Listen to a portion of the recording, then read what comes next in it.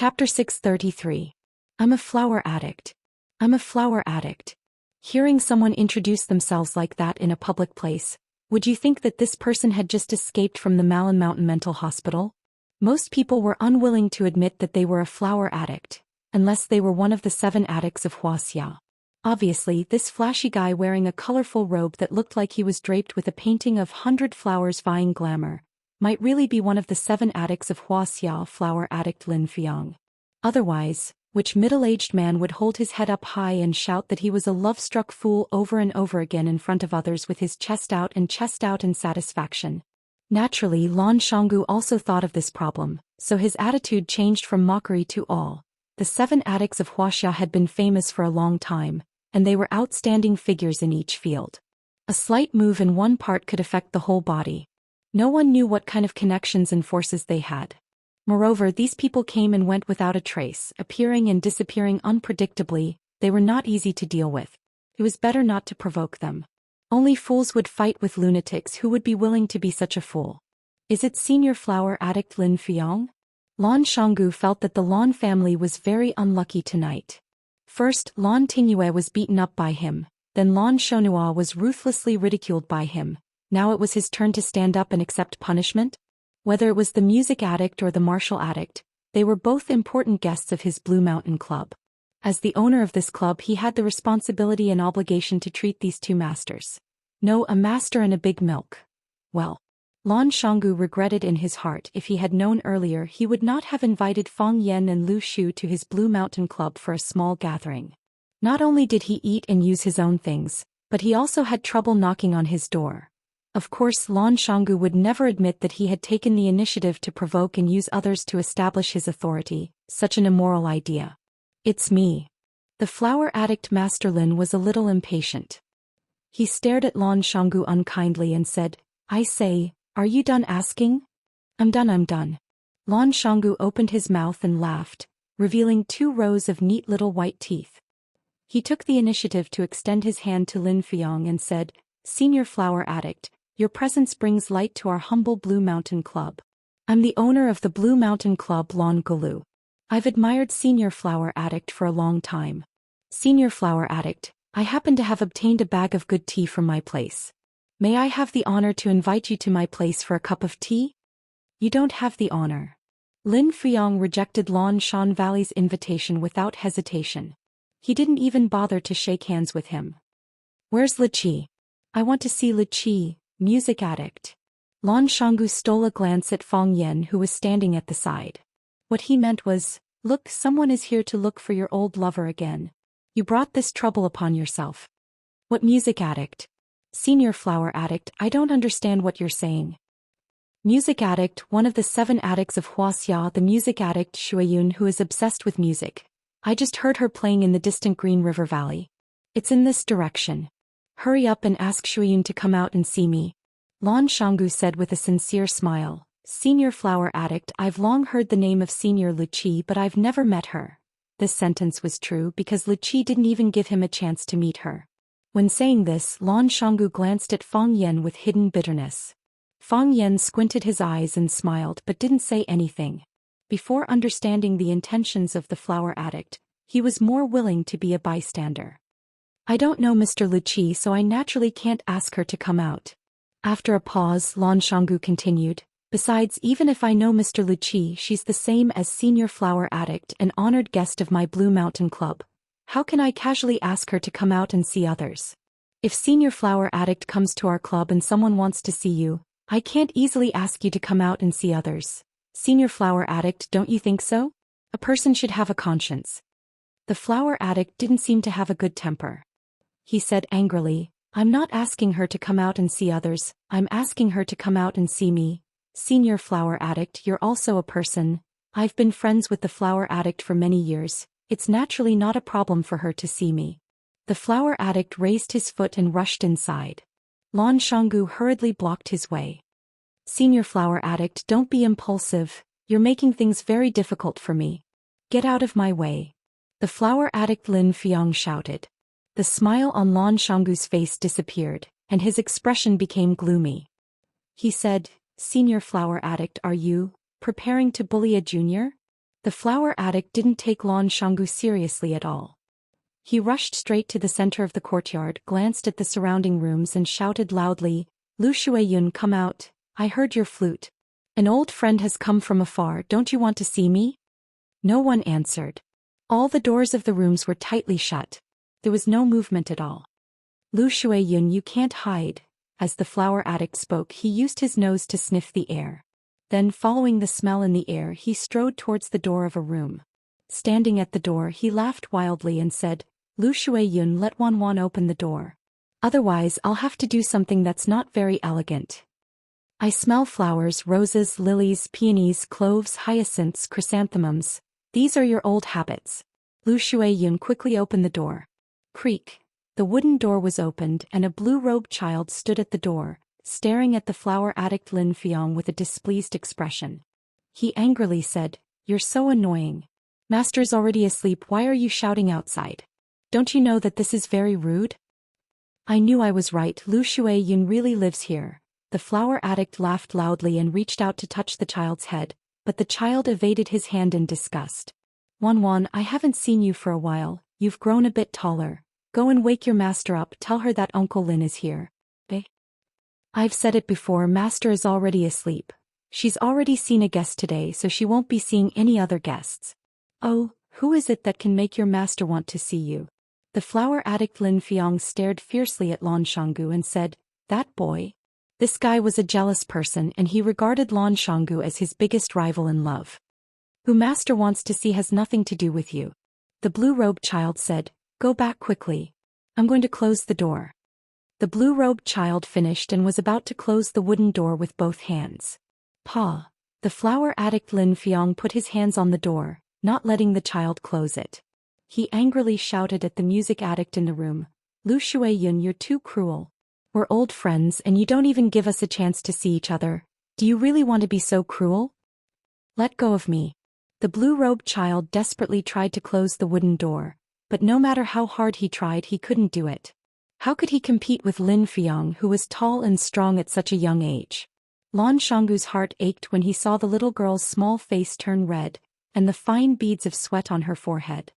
He said, "Senior flower addict, since Mr. Music Addict is already asleep, why don't you come back tomorrow?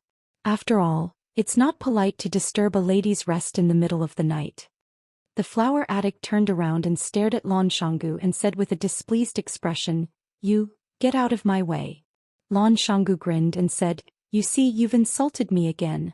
I'll remember it all." "So what if you remember it?" Lin Fiong's face was full of disdain, and very arrogantly glanced at Lan Shanggu and said, "Are you going to beat me up?" "Ah." Lan Shanggu was amused by the flower addict Lin Fiong's words and said, "You're the flower addict of Wuxia's 7 addicts. How could I beat you up? I have the heart but I don't have the guts." Lin Fiong snorted coldly and shouted at Luqi again, "Shun, you know me. If you don't come out, I won't leave tonight. We'll meet again when you come out. If you are willing to stay in this house for a year and a half, I will stand guard outside this door for half a year and a half." "Puchi." Lan Shanggu couldn't help but laugh out loud. The love-struck fool Lin Fiong was very unhappy. He angrily shouted, "Brat, what are you laughing at?" "I'm laughing at Senior Flower Addict's words." Lan Shanggu laughed so hard that he couldn't breathe. "Mr. Luqi has been living in this house for a year and a half, so of course he has food and drinks. If Senior Flower Addict were to guard this door for a year or so, I'm afraid that she would starve into a dried corpse without food and water, right? You bastard." The flower addict was enraged by Lan Guanju's words and shouted, "Get lost. This is the 3rd time you've insulted me. I'll remember it." Lan Shanggu looked at the love-struck fool and said, "So what?" The flower addict didn't see Lan Guanju as an opponent of the same level. She once again shouted at Luqi, "Shuyun, if you don't say anything you'll what?" Lan Shanggu asked from the side. The flower addict's expression was conflicted. She hesitated for a while and didn't know what to do to express her heartlessness. Commit suicide by cesarean section? Senior flower addict, you mustn't do that. Lan Shanggu tried to comfort her. Even if you want to die for love, please don't do it in my Blue Mountain Club. I can't bear this responsibility. Hearing Lan Shanggu's words, Lin Fiong finally understood what he had to do. He took off the long robe he was wearing and took out a huge pair of scissors from his waist. Lan Shanggu and Lu Shu quickly dodged. They didn't want to be pierced by this pair of scissors. Fang Yan's eyes slightly shivered. He was already in a defensive position. If he dared to make any reckless moves, Fang Yan would beat him up so badly that even his mother wouldn't be able to recognize him. The flower addict raised the scissors and looked left and right. Those who were stared at by him couldn't help but take a few steps back. No one wanted to be the target of this madman. The flower addict finally chose a target. He waved the scissors and rushed towards the center of the courtyard. Everyone panicked and ran in all directions.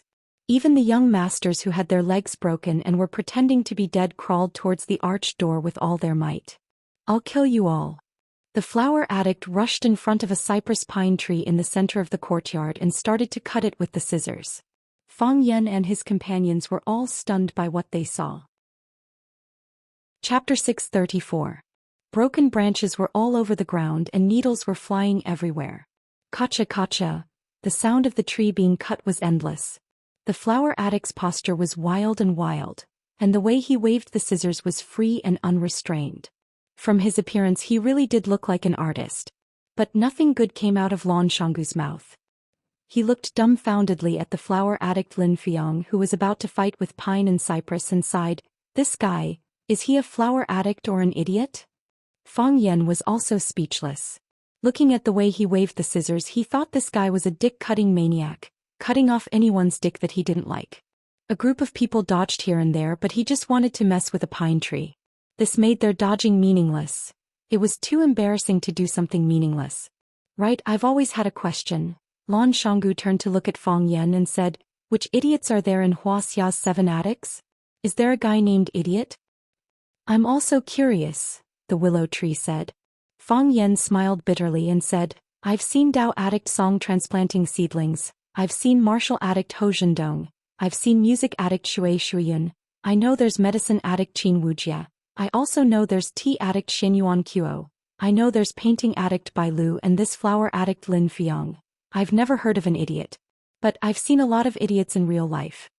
Lan Shanggu glanced at the flower addict Lin Fiang with disdain and said, "I think this ranking is very inaccurate. If I were to rank Wuxia's 7 addicts, I'd definitely add an idiot. This guy is obviously an idiot, right? Who is he trying to scare by waving the scissors and cutting the tree like crazy? If men are all like him when it comes to picking up girls, I'm afraid those women would rather like their own kind than any other man. Maybe there's a surprise?" Fang Yan said with a smile. "What surprise?" Lan Shanggu didn't like flower addict Lin Fiang, so when he talked about him he naturally had a mocking tone. "Isn't this a surprise?" Fang Yan stared unblinkingly at the pine tree that Lin Fiang was crazily pruning. His face was filled with surprise and admiration. "What's so nice about this tree?" Lan Shanggu noticed Fang Yan's strange expression and looked over as well. He didn't find anything special. He took a closer look and realized that something was amiss. When he looked at it for the 3rd time he finally knew what was wrong. He had actually cut the pine tree into the shape of a human, an outstanding and beautiful woman. There was a faint smile on her face. Her appearance was gentle, but there was an unapproachable arrogance in her bones. It was so clear as if he could touch it. Logically speaking, floral art and gardening were only similar in form or spirit. It was impossible for you to see specific things like eyes, mouth, eyebrows, and so on. However, you can feel their existence from the works of the anthomaniac. It was no longer a work of art. It was a real person. A person with spirit and flesh. "What's going on?" Lan Shanggu asked in surprise. "Am I the only one who saw a beauty? He cut the tree into a beauty?" "That's Lu Qi," Fang Yan said with infinite admiration. He had seen Lu Qi before and knew how similar the expression and temperament of the person under flower addict's hands were. Only when he remembered a person in his heart could he easily show her. He gave her soul, flesh, and everything beautiful in the world. The Lu Qi under flower addict's hands was very similar to a real person, but even more beautiful. For example, Lu Qi's slightly raised head arrogantly. This kind of thing was hidden deep in his bones. However, he had skillfully dug it out and displayed it incisively and vividly. Flower addict was indeed a flower addict. "I didn't know Mr. Lu Qi was so beautiful." Lan Shanggu looked at Lu Qi's appearance obsessively. He couldn't see the real person in real life, so it was good to see it artificially. I thought it was an old man. However, isn't this flower addict a bit too powerful? With just a pair of scissors in his hand, he could turn an ordinary tree into the appearance of the woman he likes. Such a peerless skill of picking up girls is unstoppable. Who can compete with him? There are 4 realms of flower art. The first is form resemblance, which only takes the form. The second is spirit resemblance, which has both form and spirit. The third is ghost acts, which can only be obtained by a great master. The fourth is divine craft, which is rare in the world, like a god descending to earth. I have learned flower art for more than 10 years, but I only reached the level of spirit resemblance. And this is my best performance. Fang Yan said with a sigh. What about him? Lan Shanggu pointed at flower addict Lin Fuyang, who was still doing the last bit of trimming, and said, which realm is flower addict at? Because he had seen flower addict's ability, Lan Shanggu's attitude towards him was much more respectful. He didn't choose any special materials, just a pair of scissors as a tool. He casually trimmed a pine tree in the yard, and the work he produced was already in the ghost axe realm. This is a rare genius in the flower art world. He truly deserves the title of flower addict. Fang Yan pointed at the pine tree in front of flower addict Lin Fuyang and said, a music addict cut by flower addict. This scene can become the treasure of your Blue Mountain Club, and ensure that your Blue Mountain Club will not decline for 100 years. Lan Shanggu thought about it and also became happy. That's right, flower addict used the pine tree in his Blue Mountain Club to cut a music addict. Then according to the property law, this music addict naturally belonged to him. If this matter was accidentally spread, wouldn't it attract countless celebrities in Huaqing, and even guests from all over the country to come and watch? At that time his Blue Mountain Club would be crowded, and because of this music addict, his Blue Mountain Club would complete an upgrade and become the top club in the world. But soon Lan Shanggu couldn't be happy anymore, because he thought of an extremely serious problem. He looked at Fang Yan and said, the pine tree will grow. Fang Yan nodded and said, yes. As long as it is still alive, it will continue to grow. If it continues to grow, then this music addict, will it grow to nothing? That's for sure. Fang Yan nodded. The respectability of gardening also lies in its changes. As long as it is a living gardening, it will change according to the 4 seasons, so it's normal for the music addict to disappear. But don't worry, even if the music addict is gone, the story of the flower addict and the music addict will still exist. 30 years later, as long as a guest comes over, you can point at the towering pine tree and say that the flower addict used this pine tree to cut out a music addict, and everyone will still be very grateful. Lan Shanggu shook his head and said, that's too much. If we can't see that it's a music addict, who would be willing to admit that it's a music addict? There's another way. What is it? Fang Yan pointed at the flower addict and said, think of a way to make him stay and let him trim you every day. That's a good idea. Lan Shanggu said happily. The flower addict waved the scissors to cut off some minor details, and then stood in front of the music addict, with a sad face. Zhou Xian, are you really this cruel? You rejected me again and again, and now you won't even give me a chance to meet. He reached out his hand and gently touched the face of the music addict, and said with a sad voice, tell me, what do you dislike about me? I'll change, okay? You are a burning flame, so I'm willing to be a moth flying into the flame. Even if I'm smashed to pieces, even if I'm beyond redemption, even if I'm burned to ashes, I won't give up the chance to hold your hand in this life. Why is love so hurtful, so heartbreaking? This time not only Fang Yan couldn't help but laugh, but even the willow tree's mask made a strange sound. Who is it?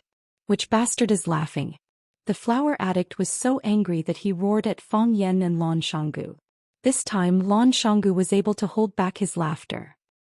He stared at Fang Yan and the willow tree with righteous indignation, as if he was ashamed to be associated with them, and said, Senior flower addict is deeply in love with senior music addict. Even a stone-hearted person would be moved by this scene. I just don't understand, at such a sad moment, how can you still laugh? Lan Shanggu strode towards the flower addict Lin Fuyang, reached out his hand and patted his shoulder and said, Senior flower addict, don't be sad. I believe that sincerity can move metal and stone. As long as senior flower addict continues to persevere, you will definitely be able to move Mr. Music Addict's heart, and he will be willing to hold hands with you until old age and become a legend in the world. Aren't the flower addict and music addict meant to be a match made in heaven? After saying this, he glanced at Fang Yan guiltily. He didn't know what the relationship between them was. Would he be angry at what he said? The flower addict Lin Fiang nodded repeatedly and said, "Yes, yes. I am the flower addict, she is the music addict. She likes flowers, I also like flowers, we should be a good couple. You just said that you are willing to guard the door of this room whenever Mr. Music Addict comes out, then you will meet again. If she is willing to stay in this room for a year and a half, you will guard the door for half a year." The flower addict looked at Lan Shanggu with a face full of confusion and said, "Did I say that? Why are you asking this? What do you want? Do you want to laugh at me again?" No, no, no. I definitely didn't mean that." Lan Shanggu waved his hand repeatedly. "I just realized that I have made a huge mistake. I shouldn't belittle other people's love. All the infatuated people in the world deserve our respect. Senior flower addict, you can just stay here peacefully. I will reserve a room for you next to Mr. Music Addict. You will live next to each other, maybe you will see each other every day." "Really?" The flower addict was overjoyed. "That's really great." Lan Shanggu enthusiastically pointed at the flowers and grass in his yard and said, "The flowers, grass, trees and stones in this yard are all yours, Mr. Flower Addict. You can cut whatever you want and carve whatever you want. If it's not enough, I'll bring more from outside." Chapter 635. The flower addict was overjoyed. She excitedly pulled Lan Gudu's hand and thanked him. Fang Yan sighed silently. Lan Gudu must have a bad conscience to lie to such an idiot. While the flower addict was holding Lan Gudu's hand and expressing her gratitude, and Lan Gudu kept describing to her the happy life of living with Lu Qi in the Blue Mountain Club, the wooden door of Lu Qi's private room was finally pushed open. The green-robed boy stood at the door and looked at Fang Yan and the others in the courtyard with an unfriendly expression. Just as everyone was wondering who Mr. Lu Qi was going to invite in, they saw Lu Qi, dressed in white, walk out gracefully through the boy's white robe. She stood under the eaves of the courtyard's veranda and looked at everyone in the courtyard with a smile. Everyone who looked into her eyes felt that she was looking at them, and then their expressions became excited. "Look, she's Lu Qi. Oh my god, she's one of Wuxia's 7 addicts, so beautiful. Lu Qi, I actually saw Lu Qi. Oh my god, today's beating was worth it." The person she admired appeared and the flower addict looked at her with a face full of surprise. She wanted to say something but her mouth moved but she couldn't say a word. There were thousands of words that she couldn't express in her stupidity. It was Lu Qi who took the initiative to speak. She looked at the Lu Qi tree that just appeared in the courtyard and said to Lu Qi with a smile, "Fiang's skills are getting better and better. Just now I heard you play a flute song from afar. It was so moving that it could linger for 3 months." The flower addict finally regained a bit of rationality or at least some ability to speak. She looked at Lu Qi with a fanatical gaze and said, "Lu Yun's skills are also getting better and better. Just now I heard you playing a flute song from afar. It was so moving that it could linger for 3 months. Lu Qi nodded and said, "I came to Huaqing to visit an old friend and also to meet a friend of 3 years. I'm going back to the capital tomorrow. I didn't expect Fiang to come over because of a song. There are so many guests today, Lu Yun is overwhelmed by the favor." The flower addict Lin Fiang smiled and said, "To be able to listen to Lu Yun's song, even if I had to fly across the ocean to see you, it wouldn't be a problem." Fang Yan just thought that the flower addict Lin Fiang was a bumpkin who had never seen the world, but now he had to admit that Lin Fiang's poetry attainments were excellent. He spoke like he was writing poetry, and he could skillfully put some popular song titles into the content of his speech, and it had an excellent effect of confession. Just based on this move, Fang Yan had a whole new level of respect for him. "Thank you, Fiang, for your kindness." Lu Shuiyun said with a smile, "It's fate that we meet. I don't have any good tea here, so I'll go back and play a song for everyone here. We'll meet again if we're fated." Shuiyun bowed slightly to the people in the courtyard, then turned around and walked towards the box. "Oh my god, the music addict is going to give us a song. Lu Qi is beautiful and kind, I like her so much. Lu Qi, I like you. Lu Qi, you are my idol." Those who were beaten black and blue still didn't forget to chase after their idol. Their survival ability was even more tenacious than cockroaches. The green-robed boy snorted coldly and followed his master back to the room. Bang! The door of the box was slammed shut by the little boy. After a while, the moving sound of a flute came from the box. "This is a song for me," the flower addict muttered to himself. Lan Shanggu nodded in agreement and said, "This song is very beautiful. What's its name?" "Falling Flowers and Flowing Water." The flower addict said. Lan Shanggu suddenly felt that the flower addict was very pitiful. Very, very pitiful. Thus, Lan Shanggu decided to comfort him. He patted his shoulder and said, "Senior flower addict, you can stay in my small courtyard. I don't have anything else here, but I have enough flowers and plants." Standing at the entrance of the Blue Mountain Club, Qin Shui's expression was extremely ugly. Lin Jing respectfully stood next to him and said in a low voice, "Boss, this Lan Shanggu is arrogant and domineering. He doesn't give our Tiandu real estate any face. I told him the boss's name and he still doesn't want to let him go. I've negotiated with them for a long time, but I still can't confirm whether the young master is safe or not. Their people are guarding the entrance of the courtyard. I tried many times but couldn't break in. Boss, I didn't do my job well and failed to live up to your trust." Qin Shui patted Lin Zheng's shoulder and said, "Old Lin, it's not your fault. Some youngsters these days, they haven't suffered any hardships, haven't encountered any hardships, so they have arrogance in their bones and don't care about anyone. This is understandable. They said that the music addict is in the club, using the name of the music addict to extort money from everyone. Should we call the police? If the police come, we won't be able to punish the real villains." Qin Shui said, "Settle privately and pay us tens of thousands of dollars. Is this the end of it?" "Boss is right." Qin Shui waved his hand and a bald man ran over and said, "Boss, I'll go and smash his stupid club."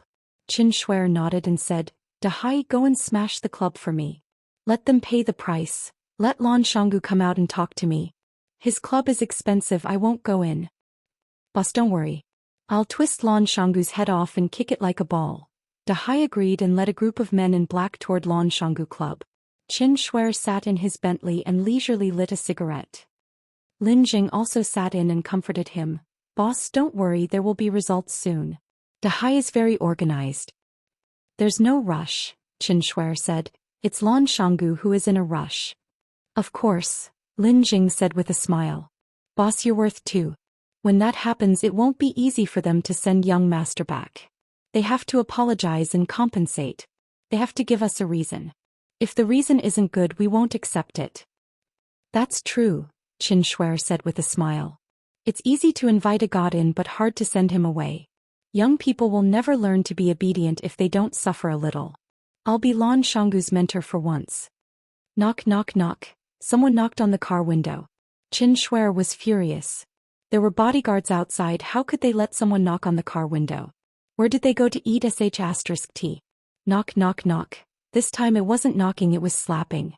Lin Jing looked out the window and said, "Boss, it's Lan Shanggu. That brat from Lan Shanggu is here." It was indeed Lan Shanggu standing outside. Of course, there was also Qin Shui's bodyguard, Baldi Dahai. Baldi Dahai was being held up by two men in black. His bald head was no longer intact. It was stained with red blood. His face was a mess of flesh and blood. Who knew how many punches and kicks he took?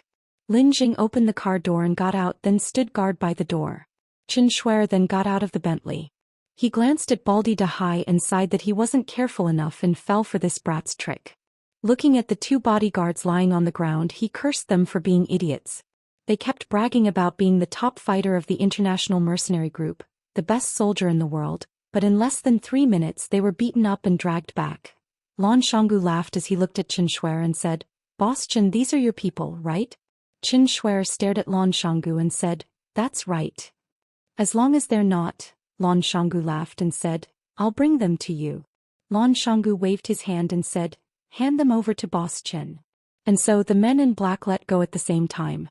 The bodyguards that went in with Baldi Dahai immediately went limp and fell to the ground. This kind of behavior was undoubtedly a ruthless slap on Qin Shui's face. He felt his face burning with pain. "Boss Qin, I've brought them to you. You have a lot of work to do, I won't disturb your work anymore." Lan Shanggu laughed and said, "Goodbye." Saying that, he turned around and walked towards the Blue Mountain Club. "Lan Shanggu," Qin Shui shouted. Lan Shanggu turned around, smiled and asked, "Boss Qin, is there anything else? You imprisoned my son Qin Guijing, beat up my bodyguards, and you're leaving just like that?"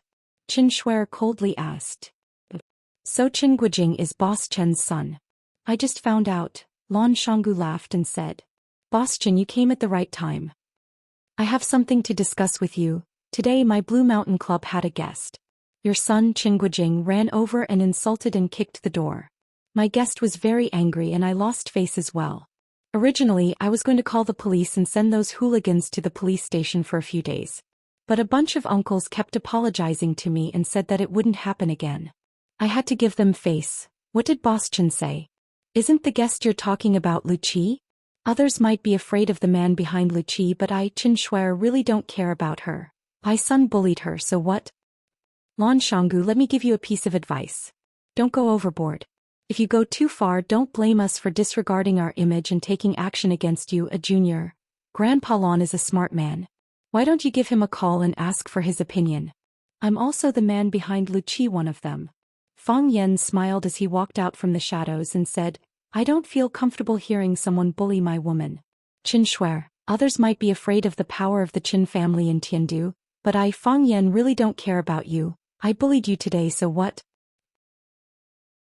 Chapter 636. Qin Shuer had many investment projects in Huaqing, so he spent a lot of time in Huaqing. However, overnight he realized that he didn't understand the young people in Huaqing anymore. The once glorious four beauties of Huaqing were either disfigured or sent to prison. They had long become a topic of conversation and a joke in the eyes of countless people. Lan Gu broke both his arms and left the Lan family, becoming rootless duckweed. Because of this, when Qin Shuer heard that his son Qin Guijing had a conflict with Lan Gu, he only sent a lawyer over to deal with it. He thought that as long as the lawyer mentioned the name of the Qin family in Tiandu, Lan Gu's only choice would be to lower their heads and admit their mistake. They would then respectfully send Qin Guijing out. He would be magnanimous and punish them a little. What else could he do to them? No matter how useless Lan Gu was, he was still a descendant of the Lan family. He couldn't offend the Lan family too much, right? Qin Shuer was attending a small private gathering when he received a call from the lawyer, Lin Jing. Lin Jing was in a bad mood. He said that Lan Gu's attitude was bad and they weren't willing to let him go. Qin Shuer thought about it and decided to make a trip himself. No matter how busy his business was or how important his connections were, he had to be extra careful when it came to his son. He had already thought about it on the way here. First, he would let Baldy Big C and his men destroy the Blue Mountain Club from the inside out. Then he would let Lan Shanggu come over to apologize personally. That was exactly what he did. But wasn't the ending a little too quick? Qin Shuer knew of Fang Yan. Anyone who had reached a certain level would know of his existence. Even if they didn't like him, who could easily ignore him? He was the major shareholder of Chaoyan Technology. He was on good terms with Langa's Lu Shu. He was sworn brothers with Du Qing of Qingyun Group. Such a person was still very powerful in Huaqing. However, he had offended some big shots in Yanjing and was being suppressed everywhere. His life wasn't good. Now that Fang Yan had stepped forward and acted as if he was going to bully Qin Shuer on behalf of Lu Qi, Qin Shuer's anger soared. For decades, no one had ever dared to point at Qin Shuer's nose and say, "So what if I want to bully you?" Fang Yan. Qin Shuer's voice was low. He was trying hard to suppress the anger that was about to erupt. "Aren't you afraid of biting your tongue? How dare you little brats talk to me like this?" Fang Yan squinted his eyes and smiled. He pointed at Langa Valley and said to Qin Shuer, "This guy has been discriminated against for a long time. Tonight he suddenly wanted to find someone to show off his power. After thinking about it, he thought of your son. So he picked up a wooden stick and gave it a good beating. Your son is now lying on the grass in the yard, pretending to be dead. Even if someone stepped on his face, he wouldn't dare to move." Fang Yan, don't go too far. How could that be? Fang Yan said with a smile. You, the bald bodyguard, wanted to smash the club, but before he could do anything he was beaten to death by the hidden troops in the Orchid Valley. How bad can he be? He planned it and was waiting for you to come. Just now, I tried to persuade him, saying that Mr. Qin is a guest from afar, and that he should just ask a few of his brothers to send his people over. But he refused, insisting that he wanted to see Mr. Chen's funny expression at this time. I think he's being too unreasonable. So I followed him to see. Fang Yan, Qin Shuer roared in anger. Since you've done this, prepare to wait for my revenge. Fang Yan waved his hand and said, if I were you, I would go back and watch my stock price. What do you mean? When Nasdaq opens, Chaoyan Technology will buy Tiandu real estate stock price. It may also be a malicious suppression. Fang Yan looked at Qin Shuer with a smile and said, "You should know something about Chaoyan technology, right? We have plenty of money anyway." You guys." Qin Shuer's eyes were red and his face turned purple. His hands trembled and he stammered, unable to utter a complete sentence. Fang Yan stared at Qin Shuer and said, "Mr. Qin, do you understand what we mean now? What do you guys want?" Lin Jing finally reacted. This was a big conspiracy, a big conspiracy. These bastards, they set up trap after trap and only now did they reveal their fierce fangs. They wanted to suck blood. They used Qin Guojing as a bait to lure out Qin Shuer, the big shot behind the scenes. What did they want? Don't even think about touching Long Tu. Fang Yan said coldly. Long Tu belongs to Lu Chaoga. No one can take it away. How do you know? Qin Shuer stared at Fang Yan in horror and asked. It's not convenient for the Rin family to make a move, so they asked the Qin family who have been on good terms with them for generations. You and your father have been so happy in watching recently, hiring a lawyer to help Jiang Zhulu reverse the verdict, and frequently meeting with Jiang Zhuliu's mother, Rin Jin. If you say your goal isn't for Long Tu Group, at least I won't believe it. What? Even Grandpa Rin, who called his son-in-law a scalper and a dog, can't sit still? Seeing such a big piece of fat meat, even if it's the property of his daughter and grandson, he won't hesitate to snatch it. But he's worried about his face, so he threw you, Qin Shuer, out as a cover. Am I right? You? Qin Shuer pointed at Fang Yan and couldn't say anything for a long time. This handsome young man was even scarier than they had imagined. Lan Shanggu looked at Qin Shuer with a smile and said, "Fortunately, Tingyue praised Qin Guojing in front of me a few times, saying that he's a good friend, so I was curious to find out about his background. Otherwise, it wouldn't have been easy to find out if you had done it so covertly." Qin Shuer left. He came valiantly and energetically, but when he left, it was as if someone had splashed a bowl of rancid soup on his face. That feeling was really King refreshing. He had the urge to beat his bastard son to death. He told him to stay in Mingzhu, but he insisted on coming to Huaqing to show off. In the end, he was betrayed by his own friend. He, Qin Shuer, had been smart his whole life. How did he have such a bastard son? The Bentley drove away. Fang Yan and Lan Shanggu stood in the night breeze. Fang Yan looked at Lan Shanggu with a smile and said, "Your last stab was really vicious." Lan Shanggu didn't respond to Fang Yan's question but said with a smile, "Is Chaoyan Technology really going to buy Tiandu real estate? If you guys do it, I'll also follow suit. Let Willow start too. You eat the meat and we'll drink the soup?" Fang Yan shook his head with a smile and said, "I'm just scaring him. Chaoga has a new plan and Chaoyan Technology has no plans to enter the real estate field for the time being." "What plan? Give us a hint in advance." Fang Yan shook his head with a smile and said, "You guys should ask her directly." Lan Shanggu smiled bitterly and said, "To be honest, I, Lan Shanggu, have never been a timid person, but once I saw Miss Lu, I became a sick cat. Then don't blame me."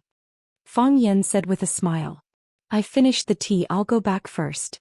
"You're leaving just like that? You're not going to say hello to Mr. Lu Qi? Do you think she needs someone to say hello to her? Then what about the local specialties of Huaqing that I prepared for her? Give it to her yourself.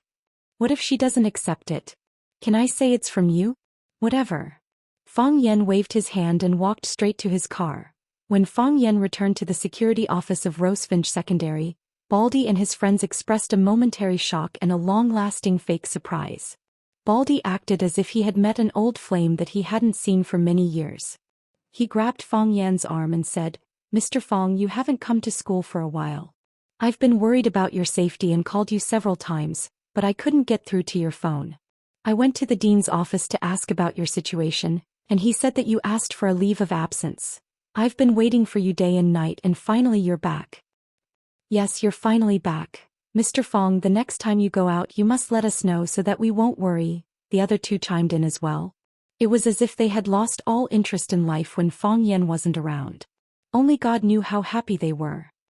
Fang Yan shook off Baldy's excessive affection and asked, "Is there anything going on at school recently?" Baldy cleared his throat and said, "Wang Chong, report the work." "Yes, Director."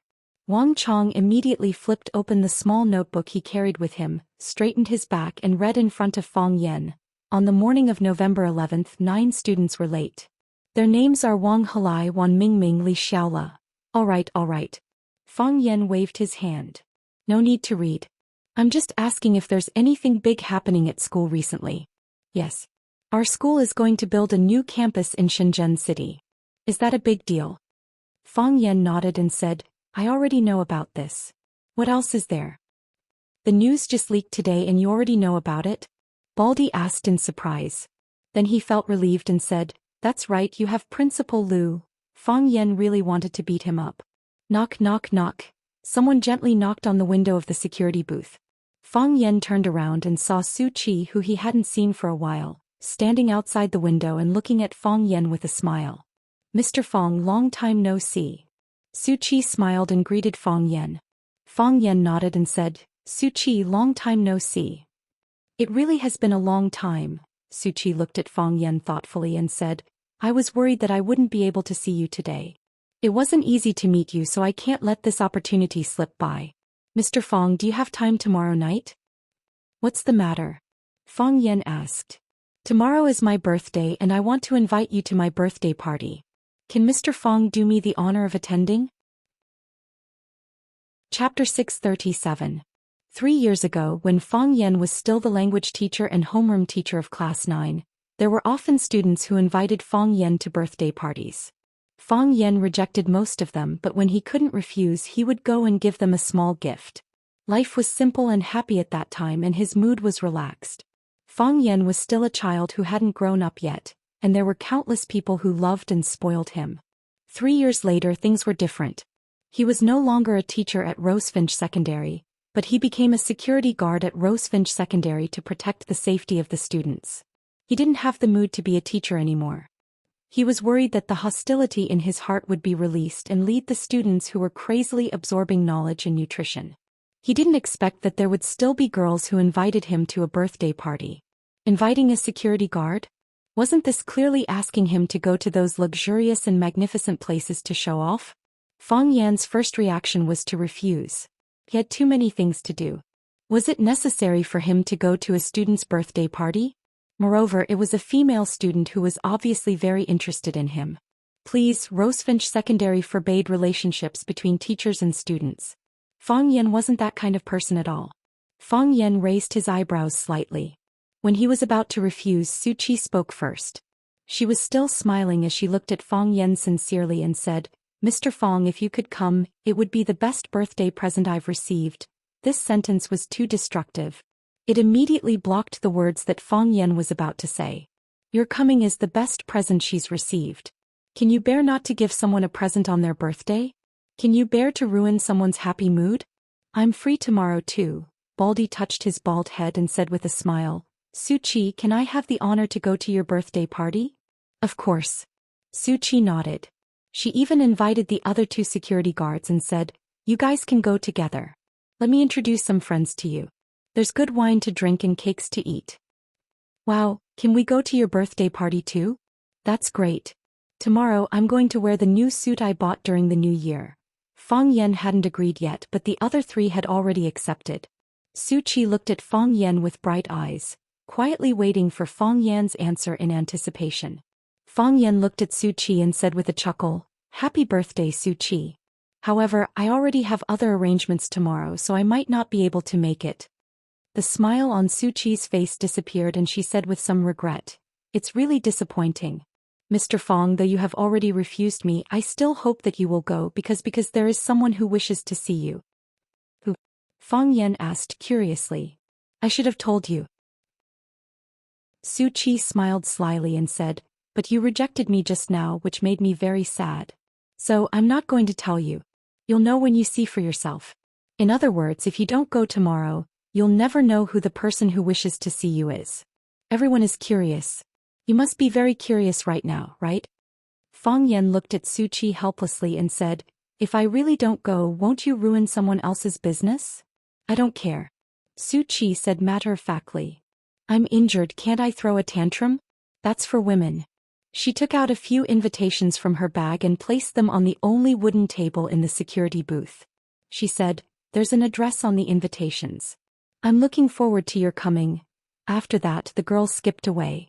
Baldy looked at Fang Yan with a sad face and said, Mr. Fang, Su Qi has good intentions. Why didn't you agree? Fang Yan looked at Baldy with a smile and said, What? She bought you over just because she invited you to a concert? Hey, am I that kind of person? Baldy said with a wave of his hand. He then asked Fang Yan in a low voice, When will Arasima come to Huaqing to hold a concert again? I don't know about that, Fang Yan said. I haven't contacted them for a long time. Fang Yan hadn't contacted the two girls, Jiang Qin and Yuan Lin, recently. First, he was injured and recuperating on the mountain. At that time, he didn't even know where he lost his phone. Later, after getting someone to get a new SIM card, he didn't reply in time when he received inquiries from them. With the promotion of Summer's resources, the two girls became more and more popular and were liked by more and more people. Every time Fang Yan opened the newspaper, he could see all kinds of information about them. They said that Jiang Qin was in a relationship with a male celebrity, that Yuan Lin and Jiang Qin were lesbians, that Jiang Qin was going to enter the film industry again, and that Arasima was going to disband. All kinds of rumors made people dizzy. Fang Yan laughed at such rumors. He knew that Jiang Qin and Yuan Lin had a very good relationship. They were good in the past and they would be good in the future. Moreover, even if they had a conflict, Summer would solve it well. She was a smart woman. Baldy's face was full of regret. He said, I really want to have a chance to go to their concert again. Mr. Fang, can you get me an autograph from Arasima? Fang Yan looked at him helplessly and said, Can't you have something else to pursue in life? Then come with us to Su Chi's birthday party. The girl specially came to invite you. Yes, Mr. Fang, during the days when you were not at school, every time she came to school and passed by our security booth, she would ask if you came, rain or shine. How many days has she persisted? I was touched by her. Fang Yan sighed softly and said, If that's the case, I can't go. It's better to avoid trouble. After school in the afternoon, Fang Yan didn't rush back to Lu Chaoga's villa, but walked to the area inside the school. When Fang Yan walked to the entrance of the small courtyard, he saw Qin Ying and a few men in black from the Wind Group sitting in the RV at the entrance playing poker. Qin Ying's face was pasted with a lot of notes. It seemed that his luck was not very good today. Fang Yan stood at the door of the RV and asked with a smile, Why don't you go in and sit? I don't dare to go in. Qin Ying shook his head. Why? Fang Yan asked curiously. Qin Ying tore off the notes on his face, looked at Fang Yan and said, When you were not in Huaqing, we often accompanied Miss Lu here. The first time we came, we didn't know that your grandfather was Huaqing's famous academic Prime Minister Lu Gong. When I saw this old man, I felt my whole body tremble and every part of me felt uncomfortable. After I found out his identity, I didn't dare to step into his small courtyard anymore. Me too. Maybe it's because I didn't study well when I was young. When your grandfather glanced at me, my whole body would tremble, as if I had done something wrong. It's better not to let us go in and suffer. We'd rather play poker in the RV comfortably. Fang Yan patted the car door and said, All right, I'll bring you some food later. No need. We brought our own food. Qin Ying refused. Fang Yan shook his head and said, How can that be? When you come to my grandparents' house, you're my guests. How can you let your guests eat canned food and beef jerky? Qin Ying laughed and said, All right, if there's any extra, you can bring us a plate. We can also improve our lives. No problem. Fang Yan chatted with the young people for a while before stepping into the courtyard. Lu Gong was watching the afternoon news in the living room. When he saw Fang Yan come in, he only snorted coldly. He didn't even look at him. Fang Yan smiled awkwardly and said, Grandpa, are you watching the news? Lu Gong's face was gloomy and he didn't respond to Fang Yan. Fang Yan's grandmother heard the noise and walked out of the kitchen. She grabbed Fang Yan's arm and said, Fang Yan, you've been back in Huaqing for so long and you didn't come to see your grandparents. Grandma missed you so much. Good boy, let Grandma see if you've lost weight. You look good, which proves that Xiaoga has taken good care of you. Grandma, I'm sorry. Fang Yan said these words with difficulty. Facing his closest family, he had 1,000 words in his heart, but he didn't know how to express them. Silly boy, what have you done to me? Grandma held Fang Yan's hand tightly and said, I know you're in a bad mood, so I didn't call you. Let bygones be bygones. You have to be good in the future. As she spoke, Grandma's eyes turned red and she said, You're the only one your mom can rely on. You have to be careful. Lu Gong was infuriated. He slapped the table and shouted, What are you crying for? Isn't he still alive and well? Grandma was also angry and said, "You old man, when Fang Yan didn't come, you sighed every day and hinted to me to call him and ask him to come over for dinner. Now that Fang Yan is here, you put on a sour face and don't say anything. What do you mean? Why are you slapping the table? If you can, why don't you smash the table?" What about me? Stupid woman. Stupid as hell. Oh, you're saying I'm stupid now that you're old? You call me a stupid woman. Go find someone smarter. Lu Chaoga appeared at the kitchen door and said anxiously, "Grandma, the chicken wings are burning." "Oh, I'm still cooking in the pot." "Fang Yan, take a seat first." "Ignore that old man." As he spoke, he jogged into the kitchen. Lu Chaoga gave Fang Yan a look, telling him that the situation was dangerous and that he should be careful. Lu Gong gave Fang Yan a sharp look and said, "Come upstairs with me." Fang Yan felt a headache coming on. As soon as he entered his grandfather's study, he would inevitably be reprimanded and lectured. Chapter 638. Lu Gong entered the study, walked straight to his big mahogany chair and sat down. The sofa in Lu Gong's house was made of wood, the chair was made of wood, and most of the furniture was made of wood as well. His aesthetic was exactly the same as his character. Square, dignified, and simple. If he could straighten his back, he would never lie down.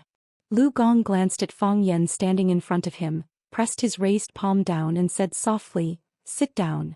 Fang Yan, who was pretending to be a wronged wife, suddenly raised his head and looked at Lu Gong in disbelief.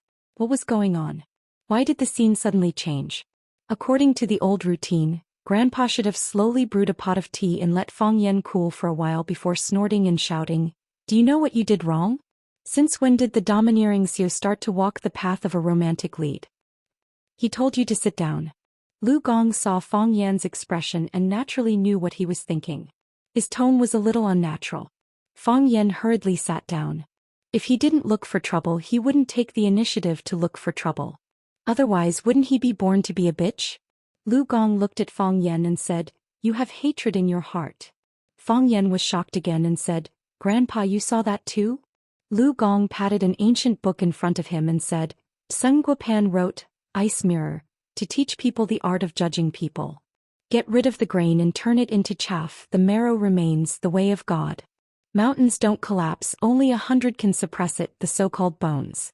A person's spirit has 2 eyes, a person's bones have a face. A scholar first looks at the god's bones. Getting straight to the point is the first. You Fang Yan have read thousands of books, so you can be considered half a scholar. A scholar first looks at the god's bones. Fang Yan, didn't you show it? No matter how relaxed your smile was, no matter how natural your movements were, your mind was always tense. It's like a treasured sword that can take a person's life at any time." Lu Gong sighed softly and said, "In the past you were happy because you were truly happy. Now you are happy because you want to hide the unhappiness in your heart. Fang Yan, have you ever been this cautious and reserved when you came to my place before?" "Grandfather, there is hatred in my heart." Fang Yan could only confess to this old man. If he was so powerful, why didn't he go to the bridge to pick up stalls? "You hate your father's murderer?" "Yes." Fang Yan nodded. "I hated myself before too." "Hate yourself? Hate what? The child wants to support him but his parents don't? Or do you hate yourself for not being able to save your father?" "Both," Fang Yan said in a deep voice. "If you hate the former, I can understand. Most people in the modern world don't know how to cherish. They only regret when they lose it. But that's regret, not hatred. If you hate yourself because of this, then you won't be able to rest easy in the underworld. But if you hate yourself for not being able to save your father, then that's the height of stupidity. Are you a god?" "Of course not," Fang Yan thought. "If you're not my grandfather, I'll beat you up. Is there a need to be so sarcastic? Since you're not a god, why do you think you're omnipotent? Just do your best." Lu Gong comforted him softly. "Do your best and leave it to fate. Some things are fate." Fang Yan looked at Lu Gong and said, "Grandfather, you're well read. Do you also believe in fate? 1 is fate, 2 is luck, 3 is feng shui, 4 is yin virtue, and 5 is literature. Fate is number 1, followed by luck and feng shui. We can't change what is fated by the heavens no matter how hard we try. Since we can't change it, we can only force ourselves to accept it. Do you know why I haven't called you? Grandfather wanted me to figure it out on my own." "Yes. I wanted you to figure it out on your own and walk out on your own," Lu Gong said earnestly. But you still can't figure it out and you still can't figure it out. You're loyal but your aptitude is really stupid. Fang Yan wanted to hit someone again. He was really envious of Lu Gong. Since he was born, fate had arranged for him to be his grandfather. Otherwise, this old man would already be lying on the ground. He didn't want to be a teacher and ran to be a school security guard? Who came up with this stupid idea? It's Baldy, Fang Yan said. Good brother, take the bullet for me. Grandfather won't look for trouble with you anyway. If the old man really does look for trouble with you, it won't be long before you become famous in the education world. I'm helping you. Who's Baldy? You wouldn't know even if I told you. But grandfather, you're right. His idea is really stupid. Professions don't differentiate between high and low. This is the point I've always insisted on. However, you can clearly be an excellent teacher, you can clearly teach more excellent students. But because you can't untie the knot in your heart, you can't get rid of the hostility in your heart, so you can only become a security guard. What does this mean? It means that my aptitude is stupid. Fang Yan learned to be smart. I'll scold myself first so you can't scold me anymore, right? No, it means that your self-control is extremely poor. An excellent man, a successful man, they can adjust their emotions at any time so that they can face any difficulties and challenges with the best mental state. Whether it's doing business or anything else. They can get twice the result with half the effort. Fang Yan thought seriously and said, Grandfather, I understand. I'll go back and quit my job as a security guard. Ready to go back and be a teacher? Lu Gong's face finally showed a smile. No, I'm going to quit my job at school and focus on my own business. What business? Revenge. After a long silence, Lu Gong said, Fang Yan, I won't persuade you to give up on your hatred. A person who doesn't know how to repay kindness or fight back when insulted is incomplete. But I hope you can live up to the family rules and your conscience. Rising to his feet, Fang Yan bowed deeply to Lu Gong and said, Grandfather, I understand. Lu Gong waved his hand and said, You're dismissed. Otherwise, your grandmother will quarrel with me again and say that I bullied you. Fang Yan smiled obsequiously and said, Grandfather, you're scolding me to teach me a lesson. You don't need to scold other people. Stop flattering me, said Lu Gong. Treat Chaoga well. What? Fang Yan stared at Lu Gong with wide eyes. The old man had never asked about his feelings. What was wrong with him today? Fang Yan, Yixing's accident happened to coincide with the 3 years you were away. It was Chaoga who stayed by your grandmother's side when she was the most upset. I heard from Qining that Chaoga got into a few accidents. I told her not to come and I even slammed the door in her face a few times, but she insisted on coming here once a week. Rain or shine. Fang Yan, no matter how big a man's career is or how ambitious he is, he should always leave some space for his family and spare some attention for his woman. Otherwise, how is he different from a beast? Feelings are the most difficult things to bear in life. I hope you can take care of yourself and don't let any harm come to the good girl. Lu Gong stared at Fang Yan sharply and said, I know you're not a heartless person, but if you betray Chaoga, I'll whip you no matter how hard your grandmother tries to stop me. What if she betrays me? Fang Yan said gloomily. What the hell was going on here? Why was he and Lu Chaoga a couple again? You deserve it. By the time Fang Yan and Lu Gong went downstairs, Grandma and Lu Chaoga had already prepared a table full of dishes. Grandma wiped her hands with a towel, then went up to Fang Yan and whispered, Did the old man scold you? No, Fang Yan said with a smile. Grandfather just asked me how I've been and was concerned about my health and my relationship. He couldn't say it in front of you, that stubborn old man, Grandma grinned. He's been stubborn all his life. Don't take anything he says to heart. Is that how you teach your kid? Lu Gong flared up again.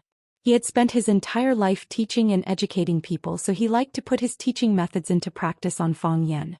But his wife was always spoiling him, and every time she would ruin the correct outlook on life that he had worked so hard to establish for Fang Yan. Kid. Fang Yan is old enough to get married and have kids, but he's still a kid in your eyes? Don't you always tell me not to be too hard on him when he's still a kid? That's right, I think he's a kid, but you men still think he's a kid. What kind of logic is that? Fang Yan tried to smooth things over and said with a smile, Why are there so many dishes today? Is it done? Can we eat now? Lu Gong glanced at Fang Yan and said, Bring some dishes to Qining and the others first and a basket of steamed buns. Okay, I'll bring them over now, Fang Yan said. He brought over a few dishes and a basket of steamed buns. Qin Ying and the others were overjoyed. They loved the home-cooked food made by Fang Yan's grandmother. Come, let's eat too, Grandma said. Lu Gong was in a good mood today and he even went to the liquor cabinet to get a bottle of Maotai. I'll have a glass and the rest is for Fang Yan. Grandma kept putting food into Fang Yan and Lu Chaoga's bowl, and her face lit up when she saw the young couple eating happily. Fang Yan, Grandma asked Fang Yan. Fang Yan looked up at her. Grandma, what is it? Tell me. I mean about your marriage with Chaoga. Fang Yan spat out the hot chicken soup in his mouth. Chapter 639. The soup is too hot. Fang Yan wiped his mouth with a napkin and said awkwardly. Can't you be more careful when you're eating? Grandma scolded him and got up to wipe the soup off the table from Fang Yan's mouth. All right, I'll stop talking, Fang Yan said with a smile. You can't stop talking. I was just asking you a question. Grandma wouldn't let it go. Is your marriage with Chaoga going to be put on the agenda? I mentioned it 3 years ago, but you and Chaoga didn't take my words to heart. You were still young back then and I just wanted you to spend a few more years together to build a relationship. But now 3 years have passed and you're not young anymore. Isn't it time to think about it? 3 years after 3 years, how many 3 years can a person have in a lifetime? Back in the study, his grandpa had reminded him not to let down Lu Chaoga, who was a good woman. Now his grandma was seriously discussing it at the dinner table. Fang Yan understood his grandfather and grandmother's attitude toward Lu Xiaoga. In the 3 years that he had been away, Lu Xiaoga had taken his place to take care of them and comfort them. She had walked into their lives and into their hearts. They had long regarded Lu Xiaoga as part of their family. Fang Yan felt the need to explain this to his grandparents. He needed to tell them about his real relationship with Lu Xiaoga. Were they just friends? Comrades? Or partners? Or partners who relied on each other in life? Or were they close friends who relied on each other? For a moment, Fang Yan couldn't determine the relationship between him and Lu Xiaoga. She was an indispensable person in his life, but she wasn't the one who accompanied him all the time. They were still living under the same roof and he lived next door to her, eating breakfast at the same table every morning. However, they hadn't reached that point yet. Fang Yan wanted to tell his grandparents that he had a girlfriend named Yi Ro. She was pretty and cute, sometimes a little muddle-headed but good at fighting. She would be able to protect herself and their grandson from harm. Maybe I should find a time to bring Yi Ro over. They must like Yi Ro very much, right? They liked her as much as they liked Lu Xiaoga. Fang Yan put down his chopsticks. When he was about to discuss this with his grandparents, Lu Xiaoga, who had been eating, said, Grandma, I'll talk to Fang Yan about it. Don't push him. Her grandmother loved Lu Xiaoga to the core and she was very obedient to this girl who was very assertive. When she heard that she wanted to communicate with Fang Yan, her grandmother did not pursue the matter any further. Instead, she looked at Fang Yan and Lu Xiaoga earnestly and said, I'm still thinking of having a grandson. Your mother has nothing to do all day and she's not in a good mood. If there's a child that can keep her busy, the situation will probably be better. Fang Yan nodded and said, I've been calling my mother these days. She's been in good spirits recently. I'll go back to visit her whenever I have time. Lu Gong put a piece of fish into his wife's bowl and said, Let's eat. Let the children worry about their own things. Let's eat. Grandma began to crazily stuff fish and meat into Fang Yan and Lu Xiaoga's bowls. In the GMC limousine, Fang Yan was watching an entertainment program on TV. From time to time he would laugh at the host's wonderful lines and funny actions. Lu Xiaoga was reading a newly published fashion magazine. She was marking a few pieces of clothing and jewelry that she liked. When the time came, her assistant, Meng Xiaoying, would naturally buy them for her according to her measurements. Both of them looked very busy and the atmosphere in the car was not heavy. However, they both felt that there was something blocking between them. Qining didn't know what had happened. He turned around and said, Mr. Fong, the steamed buns that your grandma made were really delicious. There were 9 steamed buns in a steamer and I ate 4 by myself. The other 2 guys ate 2.5 each and they even complained that they weren't full. Fang Yan smiled and said, If you like it, I'll ask Grandma to steam more for you next time. Qin Ying looked at Fang Yan with a puzzled look and said, Usually when I make such a rude request, don't you directly reject it? Why did you agree so easily today? You're not going to ask anything of me, are you? I beg you to shut up, Fang Yan said. Qin Ying looked at Fang Yan and Lu Chaoge in surprise, then quickly pulled up the small partition between the driver's seat and the back seat. He knew that the two people in the back were in trouble. Let them fight to the death and love each other.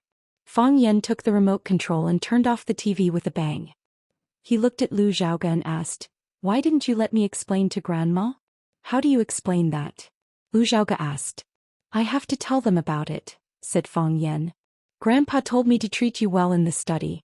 On the desk, Grandma forced us to get married again. Chaoge, they should know that I already have a girlfriend. Then tell them that Lu Chaoge isn't the woman you like. She's just a close friend, a business partner and a friend of yours." Chaoge, Fang Yan being rejected by a man, this is such an embarrassing thing for a woman, Lu Xiaoge said in a sad voice. Even the big boss of Chaoyan Technology, the queen of Little Flame, had the emotional struggles of an ordinary girl. If this got out, the reporters would probably be shocked. "I'm sorry," Fang Yan looked at Lu Chaoge sincerely. "I just thought that we shouldn't let this misunderstanding get bigger and bigger. It'll only make things worse for us. I think they're not only urging me but they're also urging you behind my back, right? I don't feel annoyed that they're urging me. On the contrary, I'm actually happy," said Lu Chaoge honestly. "Because someone cares about me, not because of benefits but because of personal feelings." Lu Chaoge was wearing a white business suit. When she crossed her legs, the skirt of her short skirt was pulled up to the base of her plump thighs. She wore a light yellow silk shirt under the small silver jacket.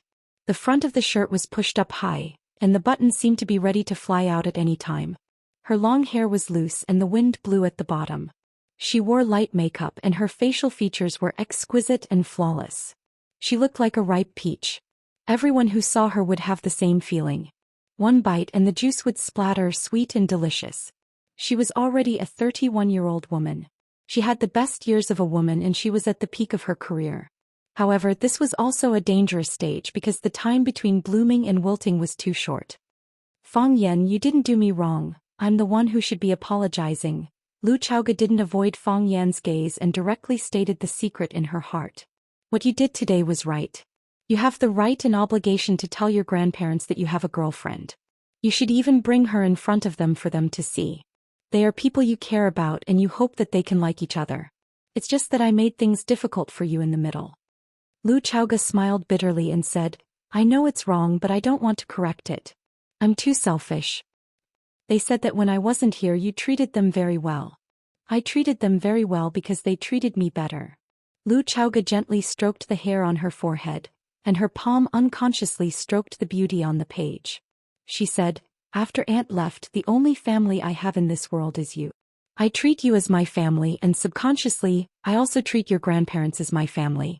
After I found out that your father had an accident, I thought that they must be in a very bad mood, so I wanted to accompany them. No matter what, they are just two poor old people. On the way back, I encountered several ambushes. Although I managed to get through all of them safely, my grandfather still knew about it. He didn't allow me to visit them again. There were even several times when I stood in front of the small courtyard, and the door was tightly shut. No matter how I knocked on the door, no one answered. I still couldn't help but go over. Again and again. In the end, they were finally moved by me and no longer forced me to leave and no longer shut the door to prevent me from entering. Fang Yan, you are a very, very good person and they are also very, very good people. It is precisely because you are too good to me that I am greedy for this feeling of home, so I can't bear to leave. So, when you wanted to expose all of this in front of my grandparents, I anxiously stopped you. Because I realized that I am not ready." Lu Chaoge looked at Fang Yan sincerely and said, "Fang Yan, it is a fact that you have a girlfriend. We are friends, confidants and business partners, but we are not lovers. This is also a fact. Since we are not lovers, how can we always live together like this? Since we are not lovers, how can I always occupy your family as my family?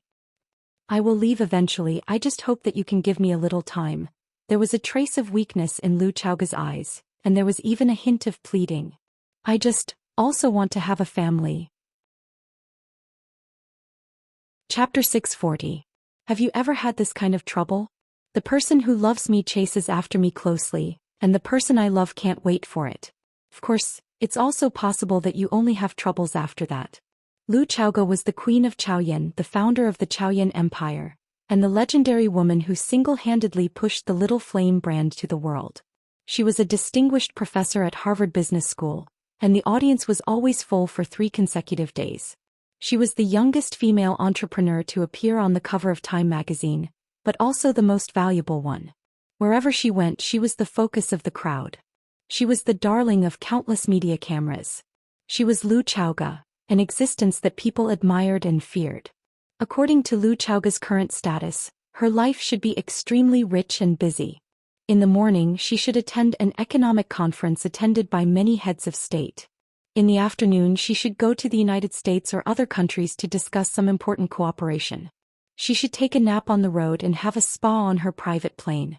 In the evening, she should attend a cocktail party to communicate with the leaders in various fields, drink with elegant and witty men, and listen to humorous and cute old men brag.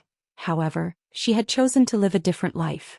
In addition to work, she would go to the mall to buy groceries and then come back to cook for Fang Yan and even Fang Yingying and Fang Haohan. To put it in a very vulgar way, Lu Xiaoge's life was very incompatible with her family background. She could be a queen, but why did she choose to be a maid? However, Lu Xiaoge was willing to accept it, and she cherished and enjoyed all of it. Her parents died when she was young, but she was adopted by an enemy couple. It wasn't easy for her to have an aunt, but she left early, making her an orphan again. Fortunately, in her most difficult time, Fang Yan appeared, shielding her from the wind and rain, blocking the open and covert attacks for her, so that she could survive and have dignity and wealth. She was grateful to Fang Yan. If it weren't for Fang Yan, she would have been stuffed in the trunk of a car and burned to death like her aunt, right? She also relied on Fang Yan.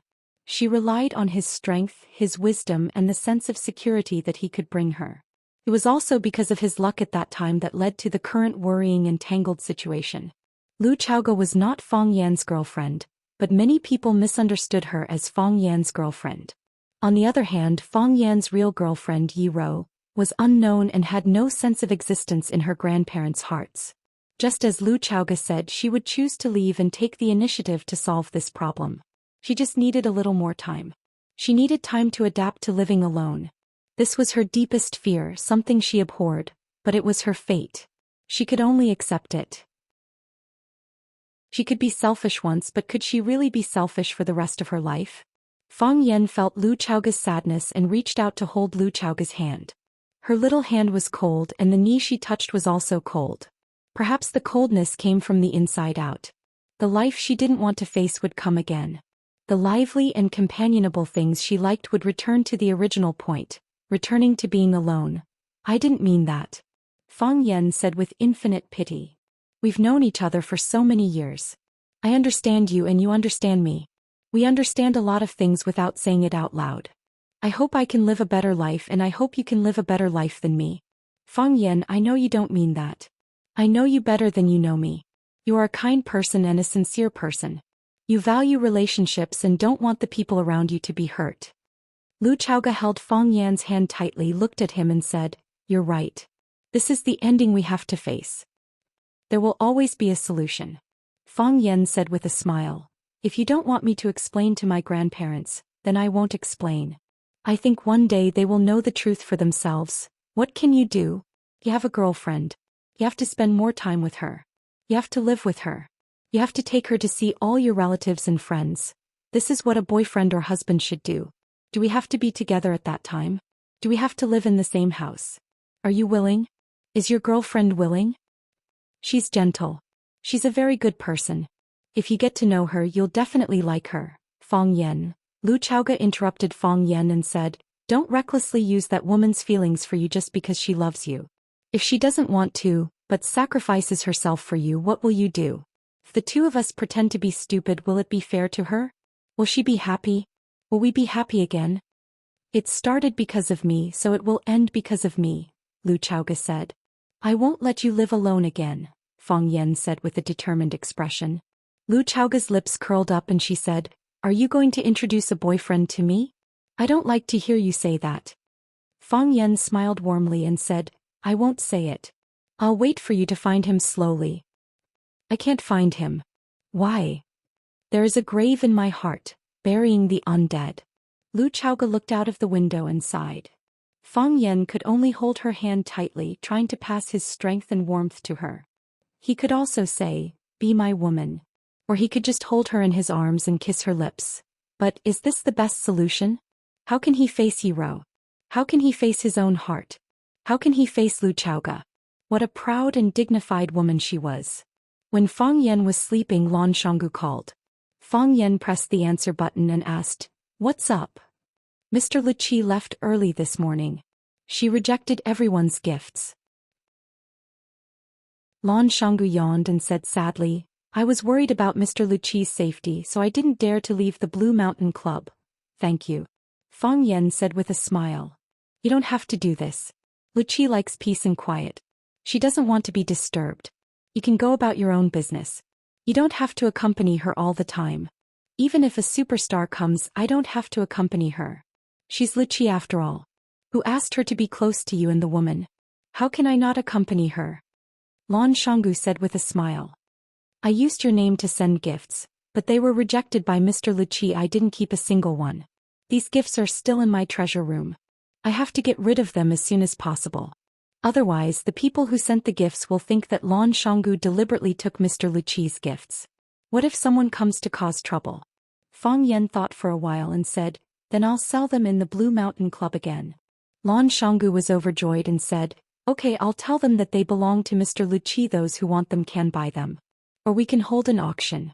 In that case, the rich people in Huaqing will fight to buy them." Fang Yen refused and said, "There's no need to make such a big fuss. Lu Qi doesn't want to see herself become a tool for accumulating wealth. Just sell them at their proper value." Lan Shanggu agreed and asked with a bitter smile, "What happens after I sell them? Where do I put the money? Those people won't agree to keep the money in my hands." Fang Yen thought for a while and said, "Donate the money to the Chaoyan Technology Charity Foundation in the name of Lu Qi. The Chaoyan Charity Foundation will give you a receipt and announce to the public how each sum of money is used."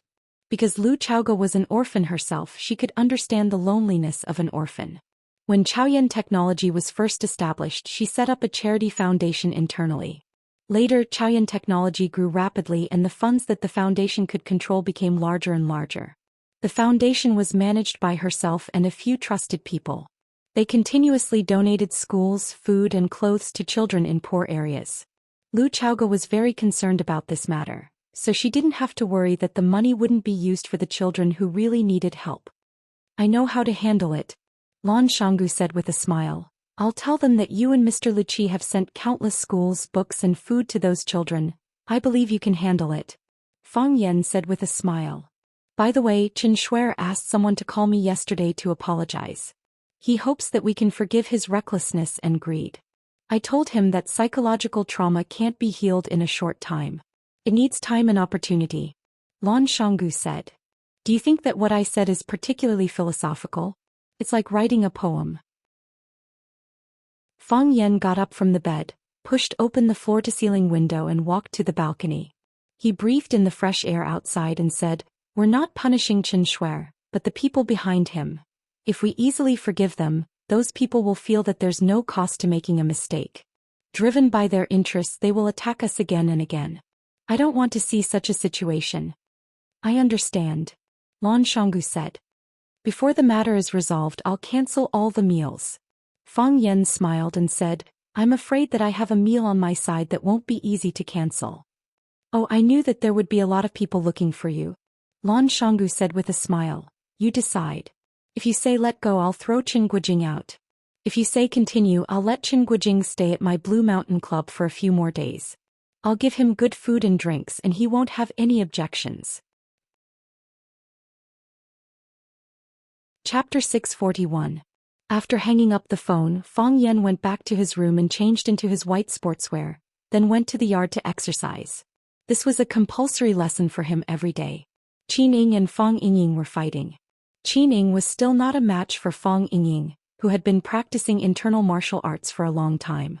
However, compared to himself in the past, Qin Ying's strength had greatly improved.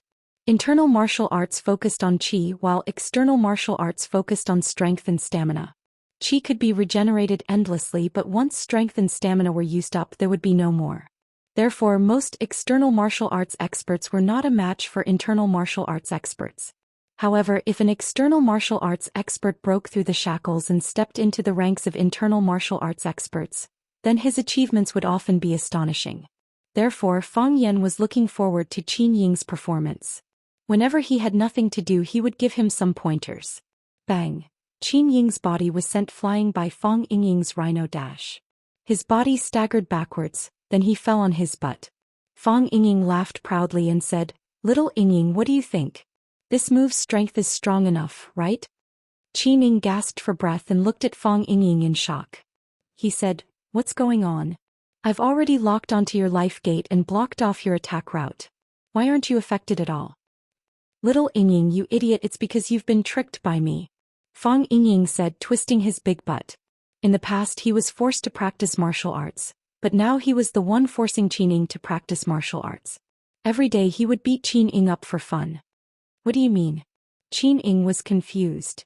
"The life gate you saw was the life gate I let you see. The attack route that you blocked was the attack route that I wanted you to block. Everything else was a trap." Fang Yingxiong was a good teacher, so he explained to Qin Ying very proudly. Qin Ying thought about it seriously and said, "I still don't understand. Is that life gate the real life gate? Is that attack route the real attack route? Since it's all true, why is it a trap?" Fang Ying was at a loss for words. He said perfunctorily, "This depends on your understanding, your personal understanding. It can't be explained clearly in a short time.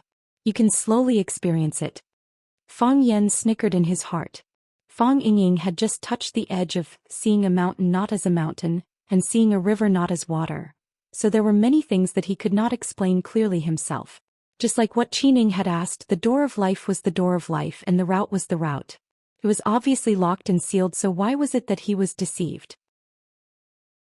Fang Yan walked in front of Fang Ying and said with a smile, "Hero, use that rhinoceros charge again to attack me." Fang Ying's expression changed greatly.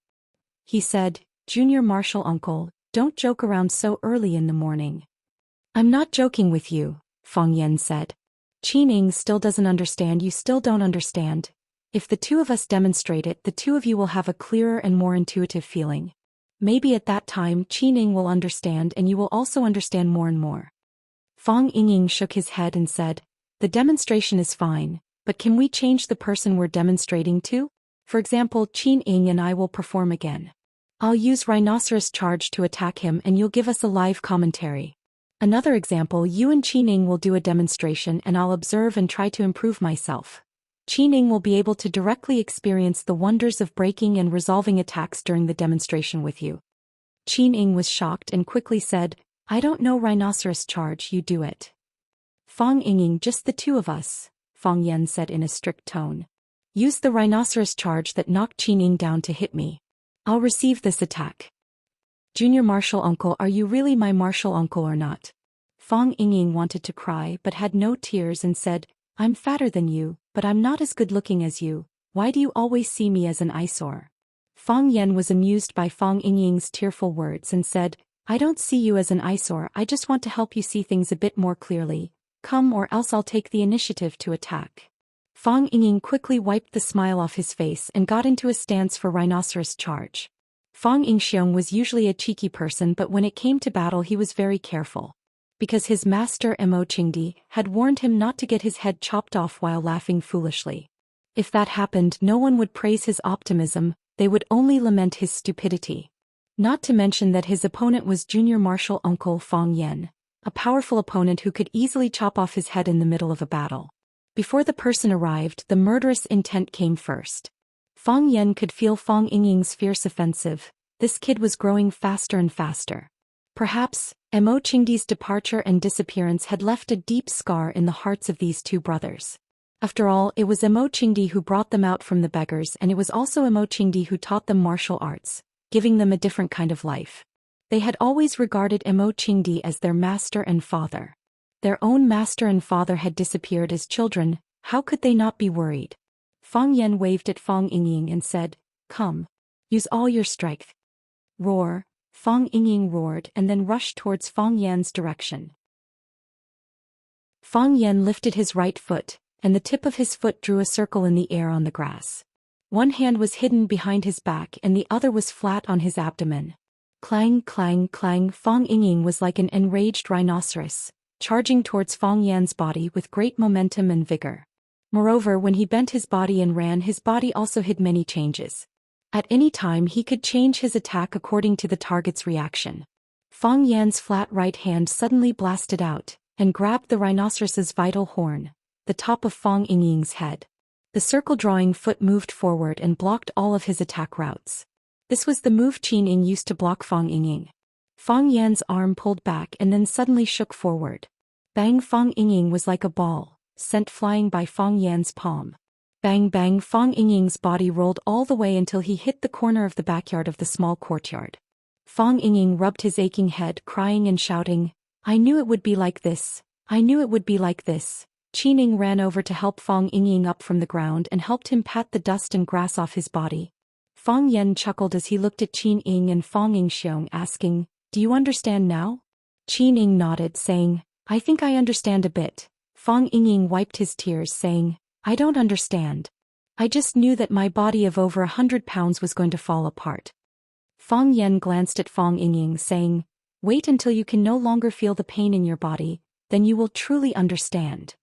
"If you put it like that." Fong Yingying was so angry that his liver was hurting, saying, "How can I refute you?" Fong Yan smiled, walking straight to the side to practice martial arts. He let Qin Ying and Fong Yingying mumble to each other, not knowing what they were talking about.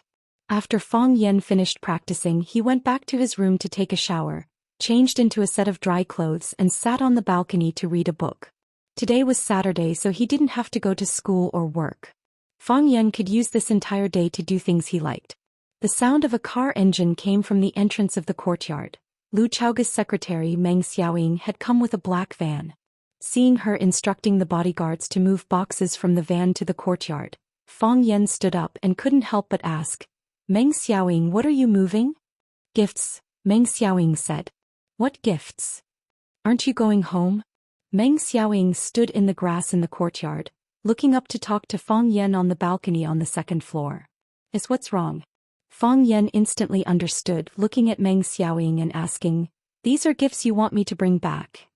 "Yes, boss said you wanted to go home, so he gave me a shopping list," Meng Xiaoying said. "Our secretarial team of more than 10 people worked for 2 days before they finished buying it." "Mr. Fong, do you want to check it first?" Fong Yan sighed softly, saying, "No need." He sat back on the recliner, but he had already lost the mood to read. At the dinner table, he mentioned that he wanted to go home to see his mother and grandfather for the next 2 days. At the time, Lu Chaoga didn't say anything, but she firmly remembered this sentence in her heart. She asked people to buy gifts that were piled up like a small mountain. How could he bring it back? A beauty's kindness is heavy. Zhujiang Bank, one of the most luxurious and famous villas in Huacheng. Su Qi's birthday party was being held here. Su Qi wore a white strapless gown with a pair of silver high-heeled shoes on her feet. On her head was a beautiful crown made of more than 100 Swarovski crystals of different sizes. She was the well-deserved female lead of the night.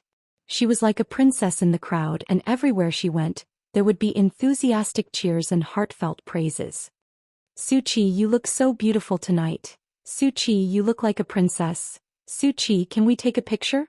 Su Qi walked through the crowd of friends and relatives, chatting and smiling, satisfying everyone's various requests. When no one was paying attention, she quietly walked to the backyard, wanting to take a breath. This kind of occasion made people feel physically and mentally exhausted, but they couldn't show any trace of impatience. "Everyone came for you, so what right do you have to be impatient? There's a heartbreaking sadness in your eyes," a man in a black suit said in a low voice as he walked out from a dark corner. Chapter 642. Su Qi turned around, looked at the man's smooth head and said with a smile, "Baldy, you're not suitable for this kind of fresh and clean path." The Baldy said helplessly, "Ugly people don't have a way to go. No path is suitable for them." "You won't either." Su Qi patted his shoulder and comforted him, "You can go the flirty route. You can't give others face, but you can give them warmth. There will always be a type that suits you."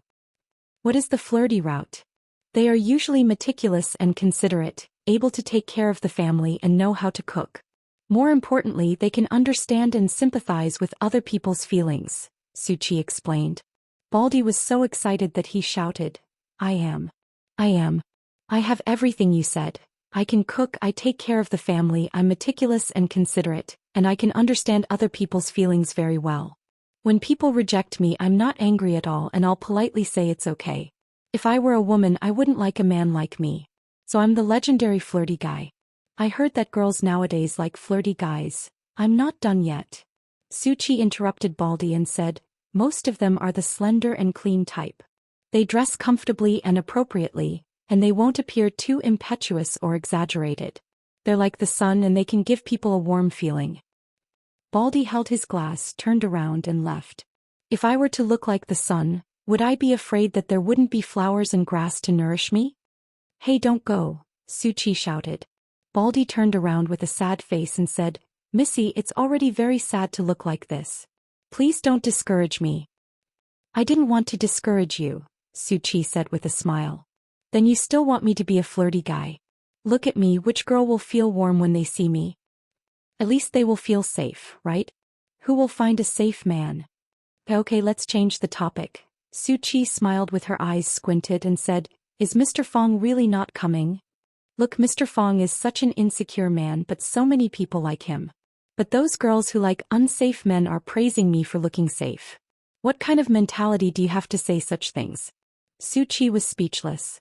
Baldy glanced at Suchi and sighed softly. Mr. Fong probably won't come, right? He seldom attends student gatherings. So that's how it is. Suchi sighed. I thought I was different from others. Puchi, Baldy laughed. What are you laughing at? All the girls think that they're different from the others. Baldy, do you want to die? All right, don't be angry. I'll send you another message to see if Mr. Fong can come. Why don't you just call them? That won't do. Baldy straightforwardly refused. Mr. Fong lives with our headmaster Lu. If I call him and Headmaster Lu hears it, Headmaster Lu will ask who called. He said that Baldy invited me to a student's birthday party. Do you think I, as the head of security, can sit still? You're so useless. A head of security can make you so nervous? If you help me invite Mr. Fong, I'll find you a better job, how about it? Baldy waved his hand. I won't do a better job. I like being the head of security. Why? When I was a child, my family was poor, so I didn't have the opportunity to study. So, when I grew up, I especially liked to be with those cultured people. Baldy said with a serious face. His eyes had something that moved people. Seeing those children carrying school bags and skipping in front of me, I feel very happy. This kind of feeling, TSK, I can't buy it no matter how much money you give me. Suchi looked at him and said, Baldy, you're really a good person. A very good person. Baldy drank the wine in his glass and said in a low voice, a lot of girls say that. Suchi was amused by Baldy's words and said, remember what you promised me. Don't worry. I'll send a message to Mr. Fong now, Baldy promised. But I can't guarantee that he will come out. Suchi. Someone in the room called Suchi's name. Suchi waved to the security trio of Baldy, Wang Chong and Li Jun. She said, you three must eat and drink well, don't be polite with me, I'll go in for a while and come out soon. Baldy waved his hand and said, go ahead, don't worry about us. Wang Chong and Li Jun were already red in the face and couldn't speak clearly. Who asked them to discover that the wine provided by the owner was all good wine that they had never seen before, heard of, or even understood. Baldy picked up a bottle of whiskey and took a big gulp. He looked at Wang Chong and Li Jun with disgust and said, look at you two, burp. In the shadow under the eaves of the corridor, a young man saw this scene and quickly ran to the front yard. A group of young men and women came to the backyard, talking and laughing. When they saw Baldy, Wang Chong and Li Jun lying on the ground and drinking, they all had disgusted expressions on their faces. A young man in a black suit and a bow tie walked over and kicked Baldy's butt. He asked, who are you? Baldy didn't like it when people kicked his butt. It made him feel like a naughty child. He didn't like to be someone else's child. Baldy stood up with the bottle in his hand, stared at the group of young people in front of him and shouted, which school are you students from? Go to class, you're going to be late. His steps were unsteady and he was already a bit drunk. When he saw these young people, he mistook them for students and habitually carried out his duty. Class? Did you hear that? He's telling us to go to class. Who is this guy? Is he a teacher from a school? Maybe look at his hair, it's all gone. Being a teacher is really hard. These young people weren't afraid of Baldy's authority at all. They laughed and guessed Baldy's identity. The man with the bow tie looked at Baldy and asked, "Are you teachers from a school? Teachers from Rosefinch Secondary?" Of course. Baldy struggled to open his eyes and looked at the young man in front of him and said, "No, then who are you?" The man with the bow tie looked at Baldy and asked. "We are Rosefinch Secondary Security," Baldy said with a proud face. "I'm the head of security." Security? Everyone looked at each other and felt like they were struck by lightning. Why are these security guards here? Did they sneak in? They can't come in without an invitation. If they can come in, they must have been invited by Suki. Suki's brain isn't fried, right? Why would she invite a group of security guards? Even if she wanted to have a uniform party, there's no need to have a security uniform party, right? The man with the bow tie waved his hand to signal for everyone to be quiet. He smiled at Baldy and said, "Is there a student named Fong Yen in your school?" Fong Yen? Baldy was stunned for a moment, then waved his hand and said, "No, he's not a student." "Then who is he?" The man with the bow tie asked with a dark look. Baldy looked into the eyes of the man with the bow tie and couldn't help but shiver. He sensed danger from the man's eyes. Stimulated by this strong sense of danger, he also sobered up. "Why do you want to know about Fong Yen?" "I'm just curious," the man with the bow tie said. "Tell me, how about it? If he's not a student, then who is he?" "I can't tell you," Baldy said. "Why not?" The man with the bow tie asked strangely. "Because I'm worried that you'll hurt him," Baldy said. "I see a murderous glint in your eyes." The man with the bow tie squinted his eyes and smiled. "Why would we? We just want to be friends with him." "No, you're not." Baldy waved his hand. "I've seen many people, you're not sincerely looking to be friends." The man with the bow tie picked up a beer bottle from the ground, looked at the English words on it and said, "Then tell me, how should I be friends?" Smile. "A smile that comes from the bottom of my heart. I'm willing to be friends with Fong Yen because he smiles at me like this. When he smiles at me, I feel like we've known each other for years. That's why I let him use the small boat that's under the watch of the security office and even agreed to be his boatman. I guessed right, he really is a friend of a friend." "You don't think my smile is good?" The man with the bow tie looked up at Baldy and asked with a smile. "It's not that your smile is bad, it's that your smile is terrible. What kind of friend would make people scared when they smile?" Baldy said with a sincere expression. "Hey Baldy, what are you talking about?" Someone behind the man with the bow tie was unhappy. "That's right, where did this little tramp come from? He's so ugly, seriously affects my appetite." The man with the bow tie waved his hand again, stopping everyone from attacking Baldy. He took out his wallet from his pocket and handed the stack of bills to Baldy, saying, "As long as you give me an answer, this money is all yours." Baldy waved his hand and said, "I can't do that. Also, let bygones be bygones." "What bygones? You said that I don't smile well." "Hey, I thought it was something serious." "Then why did you call me a little tramp and say that I'm ugly?" "I wasn't angry either, right? That's just lip service. You can't take it seriously. So you don't want to help me with this little favor?" "It's not that I don't want to help, it's that I can't. Fong Yen is my friend, my brother. How could I betray him?" "You really are ugly." The man with the bow tie looked at Baldy's drunken face and said. As he spoke, he raised the bottle in his hand and smashed it at Baldy's head. Crack! The bottle broke. Chapter 643. Southerners liked the view of the river. In their view, water represented gold.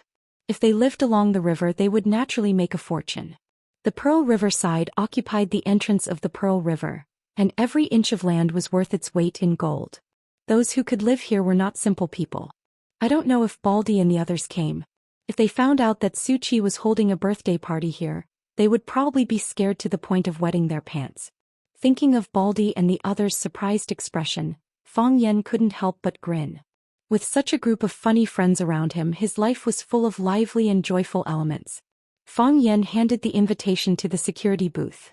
After the security verified the authenticity of the invitation, he saluted the car respectfully and opened the door to let them pass. Driving in the middle of the spacious driveway of the villa community, Fong Yen was not surprised at all. He had long guessed that Su Qi's background was not simple, and the subsequent events had verified his guess again and again. According to the roadside signs, Fang Yan found Su Qi's home without a hitch. Her home was really too easy to find, because the third house at the mouth of the river was where she lived. Therefore, the address on the invitation was written, Pearl Riverside 003 Building. Fang Yan parked the car in the spacious parking lot at the door and then walked toward the villa's small courtyard. Sir, please show me your invitation. The old butler at the door performed his duty dutifully. Okay. Fang Yan handed over the invitation in his hand. Mr. Fang, a surprised voice came over. Fang Yan looked up and saw Su Qi, who was wearing a white dress and a diamond crown on her head, quickly coming in his direction. The old butler bowed slightly to Fang Yan and said with a smile, "It seems that there is no need to verify it." Indeed. Fang Yan liked this polite and humorous little old man very much, so he said with a smile. Su Qi walked quickly to Fang Yan and said happily, "Mr. Fang, I have been worried that you would not come. If that was the case, I would be too disappointed. I was worried that the Birthday Star Guild would be disappointed, so I came," Fang Yan said with a smile. He handed over the gift box in his hand and said, "You look very beautiful today." "Thank you, Mr. Fang." Su Qi took the gift and said, "I've already said that you coming is the best gift I've ever received." Fang Yan made a shushing gesture and said, "Keep your voice down or the other guests won't know if they should take out their gifts." Understood. Su Qi blinked and said to the housekeeper beside her, "Uncle Fu, don't tell anyone what I said. Otherwise humph." "Miss, what were you talking about?" "I'm deaf so I can't hear you," the butler said with a smile. The three of them laughed. Su Qi stepped forward and held onto Fang Yan's arm. She said, "Mr. Fang, let me introduce some friends to you." Fang Yan nodded and said, "Are Baldy and the others here?" "Yes, they're drinking in the backyard." Su Qi said, "They're not used to the atmosphere in the front, so I let them enjoy the food and wine in the backyard. To be honest, I like the backyard too. It's quiet and comfortable there. Even the air in my lungs feels fresher." "Then I'll go to the backyard later," Fang Yan said. "But you're the birthday star today, so you're the focus of everyone's attention. You can't leave the guests and go to the backyard by yourself." Sigh, "I'm so pitiful." Seeing the little princess walk in with a man's arm, many people in the hall cast surprised looks at them. "Is that Su Qi's boyfriend? He looks quite handsome. The little princess of the Mei family has quite good taste. Is she an adult?" "Old Su, a hairy son-in-law, is here today, but isn't it a little too early for him to be here?" In the middle of the living room stood an elegant middle-aged man in a white shirt. He looked at Fang Yan and Su Qi, who were walking side by side intimately, and raised his eyebrows imperceptibly. A beautiful woman in a light red cheongsam stood beside him. Seeing the man's unhappy expression, she said in a sweet voice, "Old Su, you feel uncomfortable seeing your precious daughter being intimate with another man? It's said that daughters are their father's lovers in their previous lives. This is indeed true." "Nonsense," the middle-aged man said in a low voice. "How old is Chi-Chi? She's only in middle school, but she's already brought her boyfriend home. Is this proper?" The woman held the man's arm and said, "Now that you're a father, you know how to blame your daughter? When you kidnapped me, we weren't even in high school yet, right? How old was I then? My dad said the same thing about you and you weren't convinced. How can it be the same thing?" The man said impatiently. "Do you know who that kid is? Didn't Su Qi bring him here? Why don't you just ask him yourself later?" The woman said. As the two of them were talking, Su Qi had already walked up to them while holding Fang Yan's hand. Su Qi looked at the middle-aged man and said to Fang Yan, "Fang Yan, this is my father, Su Boya." Fang Yan took the initiative to extend his hand to Su Boya and said with a smile, "Mr. Su, nice to meet you. You have a smart daughter." Although Su Boya didn't like Fang Yan, his good character prevented him from easily showing his emotions. Therefore, when Fang Yan extended his hand, he still very gracefully extended his hand to shake Fang Yan's. It was a very perfunctory handshake. Su Qi then pointed at the beautiful woman in the cheongsam and said, "This is my mother, Mei Xinzhan." "Madam Mei, nice to meet you." Fang Yan extended his hand to Mei Xinzhan again and said, "Your daughter is as beautiful as you." Mei Xinzhan gave a refreshing smile and said, "Thank you, you really know how to talk." Su Qi pointed at Fang Yan and said, This is our school's teacher, Fang Yan. Teacher? Su Boya and Mei Xinzhan looked at each other and heaved a sigh of relief in their hearts. They knew that Rosefinch Secondary School rules were extremely strict. Teachers and students were definitely not allowed to fall in love. Su Qi looked at her parents' expressions and asked with a smile, "You two seem to be very worried? Could it be that you think I'm bringing my boyfriend back to see you?" Su Boya glared at Su Qi and said, "Su Qi, don't joke with the teacher like this." Su Boya took the initiative to extend his hand to Fang Yan, and his attitude suddenly became much more amiable and warm. He said with a beaming face, "Mr. Fang, welcome to Su Qi's birthday party."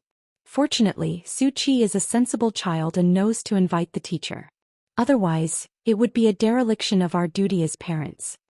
Fang Yan shook hands with Su Boya again and said, "Mr. Su, you're treating me like an outsider. I'm also very happy to be able to attend Su Qi's birthday party." Mei Xinzhan looked at his daughter thoughtfully and said, "Su Qi, you have to take care of Mr. Fang. Don't be impolite." "Mom, don't worry. I definitely won't let Mr. Fang be thirsty or hungry," Su Qi said with a smile. She once again extended her hand to hold Fang Yan's arm. Fang Yan felt a little uncomfortable and wanted to avoid it, but he was worried that he would hurt her pride in front of Su Qi's parents. "Su Qi, let's not," Fang Yan said in a low voice. "How about this? You're my teacher and my elder. This is a very normal etiquette. Mr. Fang, you aren't thinking the wrong thing, are you?" Su Qi's gentle voice spoke into Fang Yan's ear. Fang Yan tried to avoid it once, but after failing he didn't try again. Wouldn't it be more suspicious if he made too big of a move in front of Su Qi's parents? Looking at Fang Yan and Su Qi's departing figures, Su Boya said with a smile, "It was a false alarm. So it's Su Qi's teacher. Su Qi looks gentle on the surface, but she's proud and aloof. She usually wouldn't take the initiative to bring strangers home. Today she took the initiative to invite Mr. Fang to her birthday party, which proves that this Mr. Fang is very capable. I'm afraid it's not just a teacher-student relationship, right?" Mei Xinzhan sized up Fang Yan's back with a sharp gaze and said, "When did you ever see your daughter take the initiative to hold another man's arm? Other than you?" Su Boya's expression, which had just relaxed, froze again. Su Qi took out 2 glasses of iced gold wine and handed one to Fang Yan while holding the other herself. "Mr. Fang, thank you for coming to my birthday party." Su Qi raised the wine glass in the air and said, "I'm really happy. Come, let me offer you a toast." Fang Yan raised his glass and clinked it with hers, saying, "I just wanted to ask for a drink." "Then I'll accompany you for a few drinks today," Su Qi said with a smile as she finished the gold wine in her glass in one gulp. "Looks like you can hold your liquor well." Fang Yan also finished the gold wine in his glass in one gulp. He looked at Su Qi and asked, "Where's my friend you said you wanted to see?" Su Qi looked around and said, "I didn't see him either. I don't know where he went to study earthworms. Mr. Fang, shall we have another drink?" Fang Yan drank 2 more glasses with Su Qi. In the process, people kept coming to talk to Su Qi and propose toasts. Fang Yan looked at Su Qi and said, "Su Qi, I saw a lot of people looking for you. Go do what you need to do. I'll go talk to Baldy and the others for a while." "All right.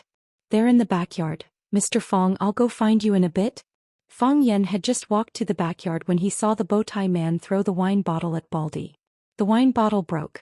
Baldy's head was also bleeding. Baldy's body spun twice on the spot before falling to the ground with a bang. The bowtie man threw the wine bottle in his hand onto the grass and said with a face full of sarcasm, "A little security guard. I didn't expect him to be so loyal." Little security guards are not only loyal. Fang Yan walked towards Baldy step by step and said with a hint of anger in his voice, "They're also willing to stand up for their brother." Chapter 644. Baldy was innocent. The person LV Kailuan really hated was Fang Yan. LV Kailuan's father LV Zhonghong and Su Qi's father Su Boya had been close friends for many years and were also business partners. Because their fathers were very close, Su Qi and LV Kailuan had known each other since they were very young. They played together, studied together and traveled together. The two of them could be said to be childhood sweethearts. When they were young, the adults of the two families had more than once said that the two of them should be engaged. The speaker had no intention, but the listener had other thoughts. LV Kailuan liked Su Qi, but he had never expressed it. However, he knew that Su Qi must belong to him, just as he felt that he also belonged to Su Qi. Su Qi was still too young. He wanted to give her more time to let her get more freedom. He thought that Su Qi should understand his thoughts. When she was tired of playing and had enough, she would return to his embrace. At that time, everything would be logical, and they would naturally walk into the palace of marriage hand in hand. They would love each other for a lifetime and become the only one for each other. LV Kailuan imagined their future to be extremely beautiful. He felt that he was a very open-minded and magnanimous man. If it was any other man, how could he allow the girl he liked to play around in this world of sensual pleasures? It was not until Li Mingming ran over and said that he had a rival in love and that Su Qi might have fallen in love with a man named Fang Yan that Wang Kailuan realized that things seemed to have changed. Su Qi perhaps really didn't belong to him anymore. Even if she didn't belong to him, she couldn't belong to anyone else. This was also the reason why he brought a group of people to tease Baldy and wanted to find out information about Fang Yan from him. It was just that the little security guard really didn't know what was good for him. After being tempted by money, he still remained unmoved, which stimulated the hostility in his bones. Knocking down a little security guard was a very shameful thing for him. Because of the difference in status, he didn't feel any sense of accomplishment from this victory. Instead, he felt that hitting someone in front of his friends had damaged the refined image that he had always maintained. Seeing that Baldy was knocked down with a wine bottle, Wang Chong and Li Jun sobered up and strode toward the direction where Baldy was lying. Director, are you all right? It's bleeding, hurry up and stop the bleeding. Wang Chong took off his suit and pressed the fabric of his shirt against the wound on Baldy's head. Li Jun screamed in a hoarse voice, hurry up and save them. Who can help save them? Fang Yan walked to Baldy and squatted down. He opened Wang Chong's suit and reached out to touch the wound on Baldy's head. He said, don't worry, it'll be fine. As he spoke, he took out a small brown bottle from his pocket. He uncorked the bottle and poured most of the contents over Baldy's head, smoothing it over evenly with his finger. Baldy had no hair, so he avoided a lot of unnecessary steps. Then something strange happened. The mint-flavored medicine mixed with the blood on Baldy's head and turned into a muddy paste. The mushy substance was a natural hemostatic membrane. The bleeding had stopped. Fang Yan picked up Wang Chong's suit and wiped the blood on his hands. You two take care of him, Fang Yan said. Mr. Fang, Wang Chong said with a sad face. They hit people for no reason. Fang Yan nodded and said, I know. Fang Yan got up and walked step by step toward where LV Kailuan was standing. Since Fang Yan appeared, LV Kailuan's eyes had been on Fang Yan. At first he didn't know Fang Yan's identity. It wasn't until the little security guard called him Mr. Fang that LV Kailuan realized that this guy was the Fang Yan that he wanted to know. Another little security guard? LV Kailuan thought indignantly in his heart. He didn't like his opponent or love rival to be a security guard. If that happened, he felt that his style would be dragged down countless times. It would be such a shameful thing if this spread out. Competing with a security guard for a woman, even if he won, where was the fun in it? Fang Yan walked toward LV Kailuan step by step. His footsteps were heavy, and each step was stepping on the hearts of everyone present. Bang, bang, bang, intentionally or unintentionally, everyone was calculating Fang Yan's steps in their hearts.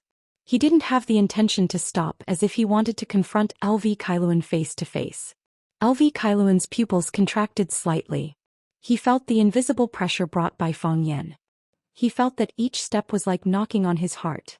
His body was slightly trembling and his calves were inadvertently shaking. He wanted to retreat, he wanted to run away. However, he couldn't do that. He was LV Kailuan, a high and mighty young master. He couldn't be scared away by a little security guard. Close. Infinitely close. Fang Yan walked in front of LV Kailuan. His eyes looked at LV Kailuan's eyes, and his chin was about to touch LV Kailuan's nose. As long as he pouted, it was possible for him to kiss LV Kailuan's hair. Because of his height advantage, he looked very aggressive. Fang Yan could hear LV Kailuan's rapid breathing, and he could feel his fierce heartbeat. He knew that he was afraid and he knew his emotions well. LV Kailuan opened his mouth to say something harsh, but found that he didn't have that kind of courage at all. He didn't know why, but his pride, his self-esteem, and the arrogance and hostility in his heart all disappeared in front of this man. He knew that Fang Yen and Baldy, who was knocked down by him with a bottle, were companions, teachers, or security guards. He wouldn't care about such identities. However, he was afraid of him. LV Kailuan swallowed his saliva and said with a trembling voice, "What do you want to do?" "Do what you just did to my friend," Fang Yen said. LV Kailuan turned and ran. He didn't want to be hit in the head by the bottle. He didn't know why, but when this man said these threatening words in front of him, he believed that he could do it. Fang Yen didn't chase after him, but with a flick of his foot, an empty bottle flew into the air. When the wine bottle fell to a certain height, Fang Yen leaped up and kicked out with his leg. Bang! Fang Yen was like a superb football player, and the bottle became the football that the player kicked out. Without any suspense, the football hit the target, LV Kailuan's head. Crack! The bottle made a crisp cracking sound. LV Kailuan's body rushed forward a few steps, and then fell to the ground with a plop. Ah! A girl's scream was heard. "Someone come, murder, murder. Security, security." Su Kailuan was injured. Hearing the crying outside, the people in the villa were alarmed, and one by one they all ran out. A middle-aged woman in a black dress saw LV Kailuan lying on the ground, and with a scream she rushed toward LV Kailuan with large strides. "Kailuan, Kailuan, what's wrong with you? Heavens, there's blood." As the host of today's banquet, Su Boya hurriedly gave an order when he saw an injured person appear in the courtyard. He said, "Quickly send Kailuan to the hospital. There's a private hospital nearby." A few bodyguards in black rushed over, nimbly lifted LV Kailuan and ran outside. The middle-aged woman grabbed Su Boya's arm and said, "Su Boya, you have to give me an explanation." After saying that, she ran outside with her son, who was being carried away.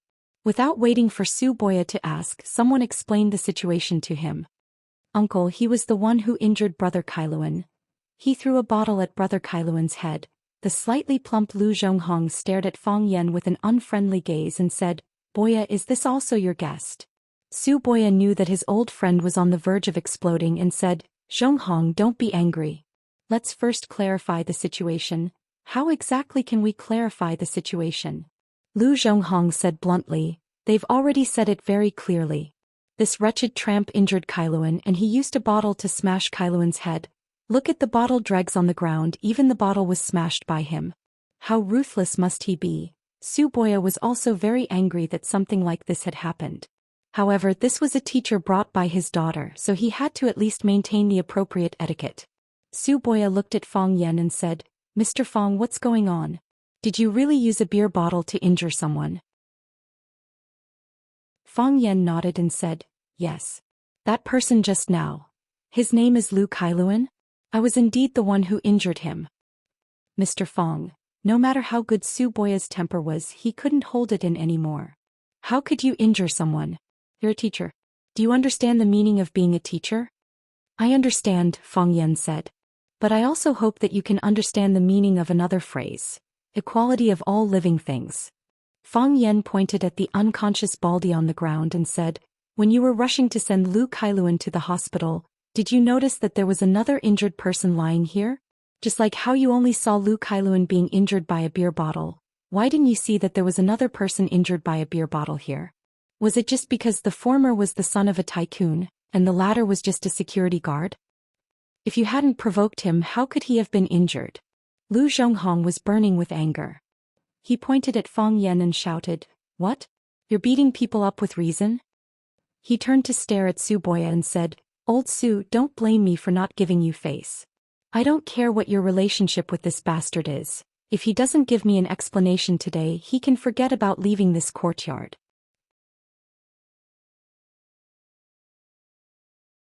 Chapter 645. In the eyes of parents, their own children were always the best. LV Zhonghong was certain that Lu Kailuan was the one being bullied. He was knocked down by those vulgar security guards using some dirty tricks. His son had received a high-quality education and had gone through strict aristocratic etiquette training.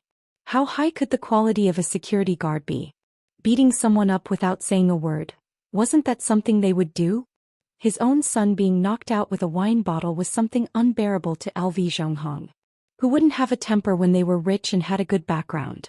Thus, after LV Zhonghong threatened Su Boya not to lend a hand, he shouted loudly, "Men, beat this brat up until even his own mother can't recognize him." Pay him back double for how he treated Karen. Clang clang clang. Two burly men dressed in black walked out from the crowd and strode in the direction of Fong Yan. Tonight's birthday girl, Su Qi, was in the inner room dealing with the praises of a few elders. When she heard the screams outside, she quickly ran out.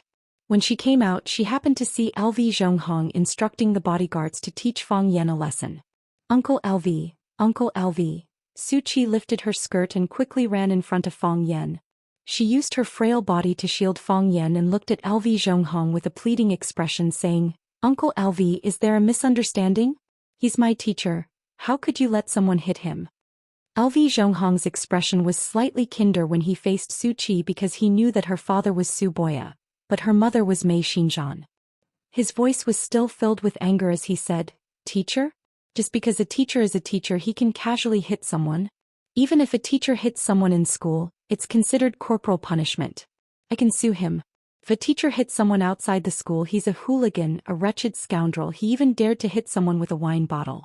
Which school's teacher would dare to do such a thing? What kind of teacher is such a person? He's nothing more than a bandit. Su Qi turned around to look at Fong Yan and said, Uncle Lu, Mr. Fong wouldn't hit someone for no reason, right? In between. Su Qi, what do you mean? LV Zhonghong's anger flared up again. He wouldn't hit someone for no reason. In other words, Karen deserved to be beaten up? Does he deserve to be smashed in the head with a wine bottle? Uncle Lu, that's not what I meant. I just hope that everyone can calm down and analyze the truth together. In the face of LV Zhonghong's aggressive attack, Su Qi was still calm. He looked at LV Zhonghong with spirited eyes and said with a sincere expression. Seeing his beloved daughter speak up for Fong Yan, Su Boya had no choice but to step forward to calm things down. He looked at LV Zhonghong and said, Old LV, don't be rash. Why don't you just listen to the person in question? We're not people who can't tell right from wrong. Just be quiet. You want to talk about it? Old Su, it's easy for you to say. My son was beaten until he fainted. What else can he say? What can he say? The person in question is still fine, but I won't listen to what he has to say. Su Boya pointed at the young people in the courtyard and said, Aren't they standing together with Karen? Why don't we just listen to what they have to say? Su Boya turned around and swept a glance at the young people. He said, You must tell the truth. Don't be biased or hide anything. Su Qi turned to look at Fong Yan and said, Mr. Fong, tell us the situation first. Fong Yan nodded and pointed at Baldy, who was lying on the ground. He said, When I came, I saw Karen use a wine bottle to smash my friend to the ground. So, I used the same method to knock him to the ground. Those who humiliate others will be humiliated by others. Those who hit others should naturally be beaten back. You bastard. What LV Zhonghong couldn't stand the most was Fong Yan acting high and mighty, as if he was in the right and was trying to reason with him. Su Boya stared at a weak-looking young man and shouted, Su Li, why did Karen hit someone with a wine bottle? Su Li carefully glanced at the young people around him. He didn't dare to answer his uncle's question. Su Li, tell the truth. Don't let others influence you, Su Boya shouted sternly. Because Karen was jealous, Su Li said softly. Karen heard that Su Qi had a good relationship with a guy with the surname Fong, so she ran over to ask the bodyguard who the person with the surname Fong was. The bodyguard refused to say, so Karen. Su Qi looked at Baldy guiltily. She didn't expect that the matter had started because of her. She knew how Karen felt about her, and she had always treated Karen as a very good friend because they had grown up together. However, that was all. How could friendship replace love? Someone must have overheard the conversation between her and Baldy in the backyard, and then Lu Kailuan came to cause trouble for Baldy. Lu Kailuan knocked Baldy down with a wine bottle, and teacher Fong Yan knocked Lu Kailuan down with a wine bottle. So Karen used a wine bottle to smash someone's head in a fit of rage? Su Boya asked coldly. Yes. Su Boya turned to look at LV Zhonghong and said, Old Lu, look at your good son. Children can't be spoiled. Karen was the one who attacked first, so she was in the wrong first. Old Su, are you kidding me? It was my son who was injured. How can the life of a small security guard be compared to my son's life? Su Boya frowned slightly and said, Old Su, what you said is very wrong. Just now Mr. Fong said that all living beings are equal. Whether it was Karen or the injured security guard, they were raised by their parents. Compared to their parents and relatives, they were all living beings. In your eyes, Karen's life is naturally the most important. In the hearts of his parents and children, that little security guard's life is above everything else. It's all life, so how can there be a difference in status? Old Su, who are you speaking for? LV Zhonghong was rather dissatisfied with Su Boya's attitude. I'm not helping anyone. I'm reasoning with you, Su Boya said. Old Lu, we've known each other for many years. You should know my character. I think you were too rash in this matter. This matter is clearly Karen's fault. If you let someone beat up Mr. Fong, that would be adding to your mistake. Then my son was beaten up for nothing? Su Boya pointed at Baldy, who was in Wang Chong's arms, and said, What about him? What did he do wrong? He was beaten up by Karen to this state? At the end of the day, this matter is Karen's fault. Zhonghong, you are Karen's elder. You should stand up and take responsibility for this matter for Karen.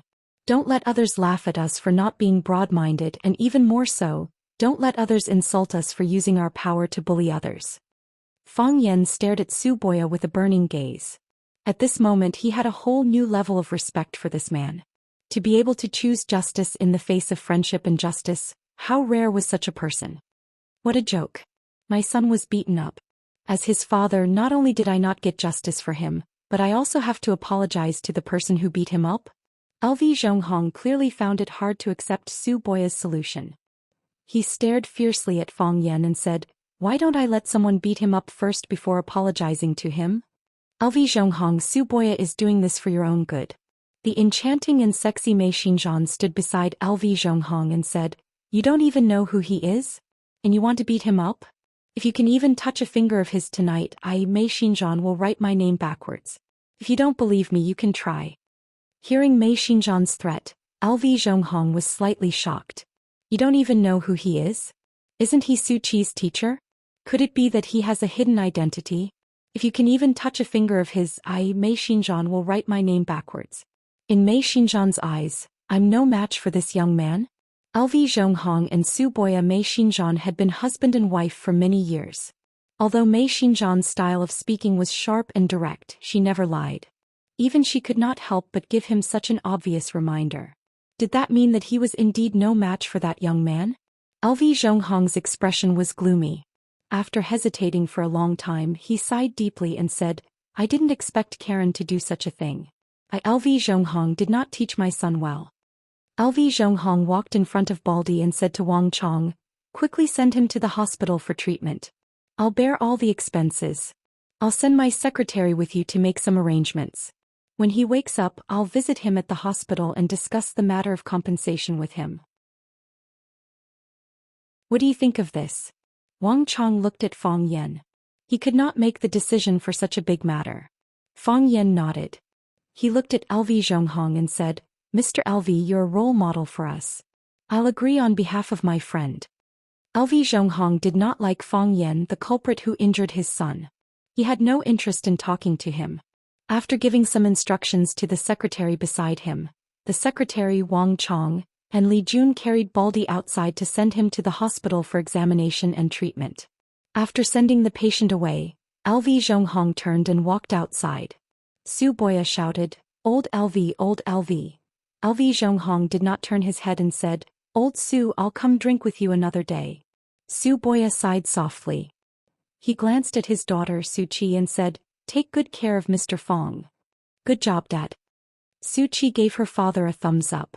In her heart, her father was the most just and great man in the world. Silly girl.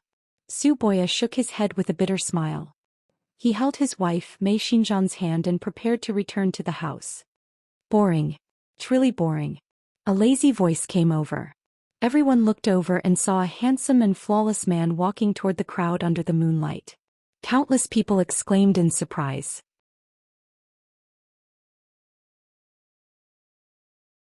Chapter 646.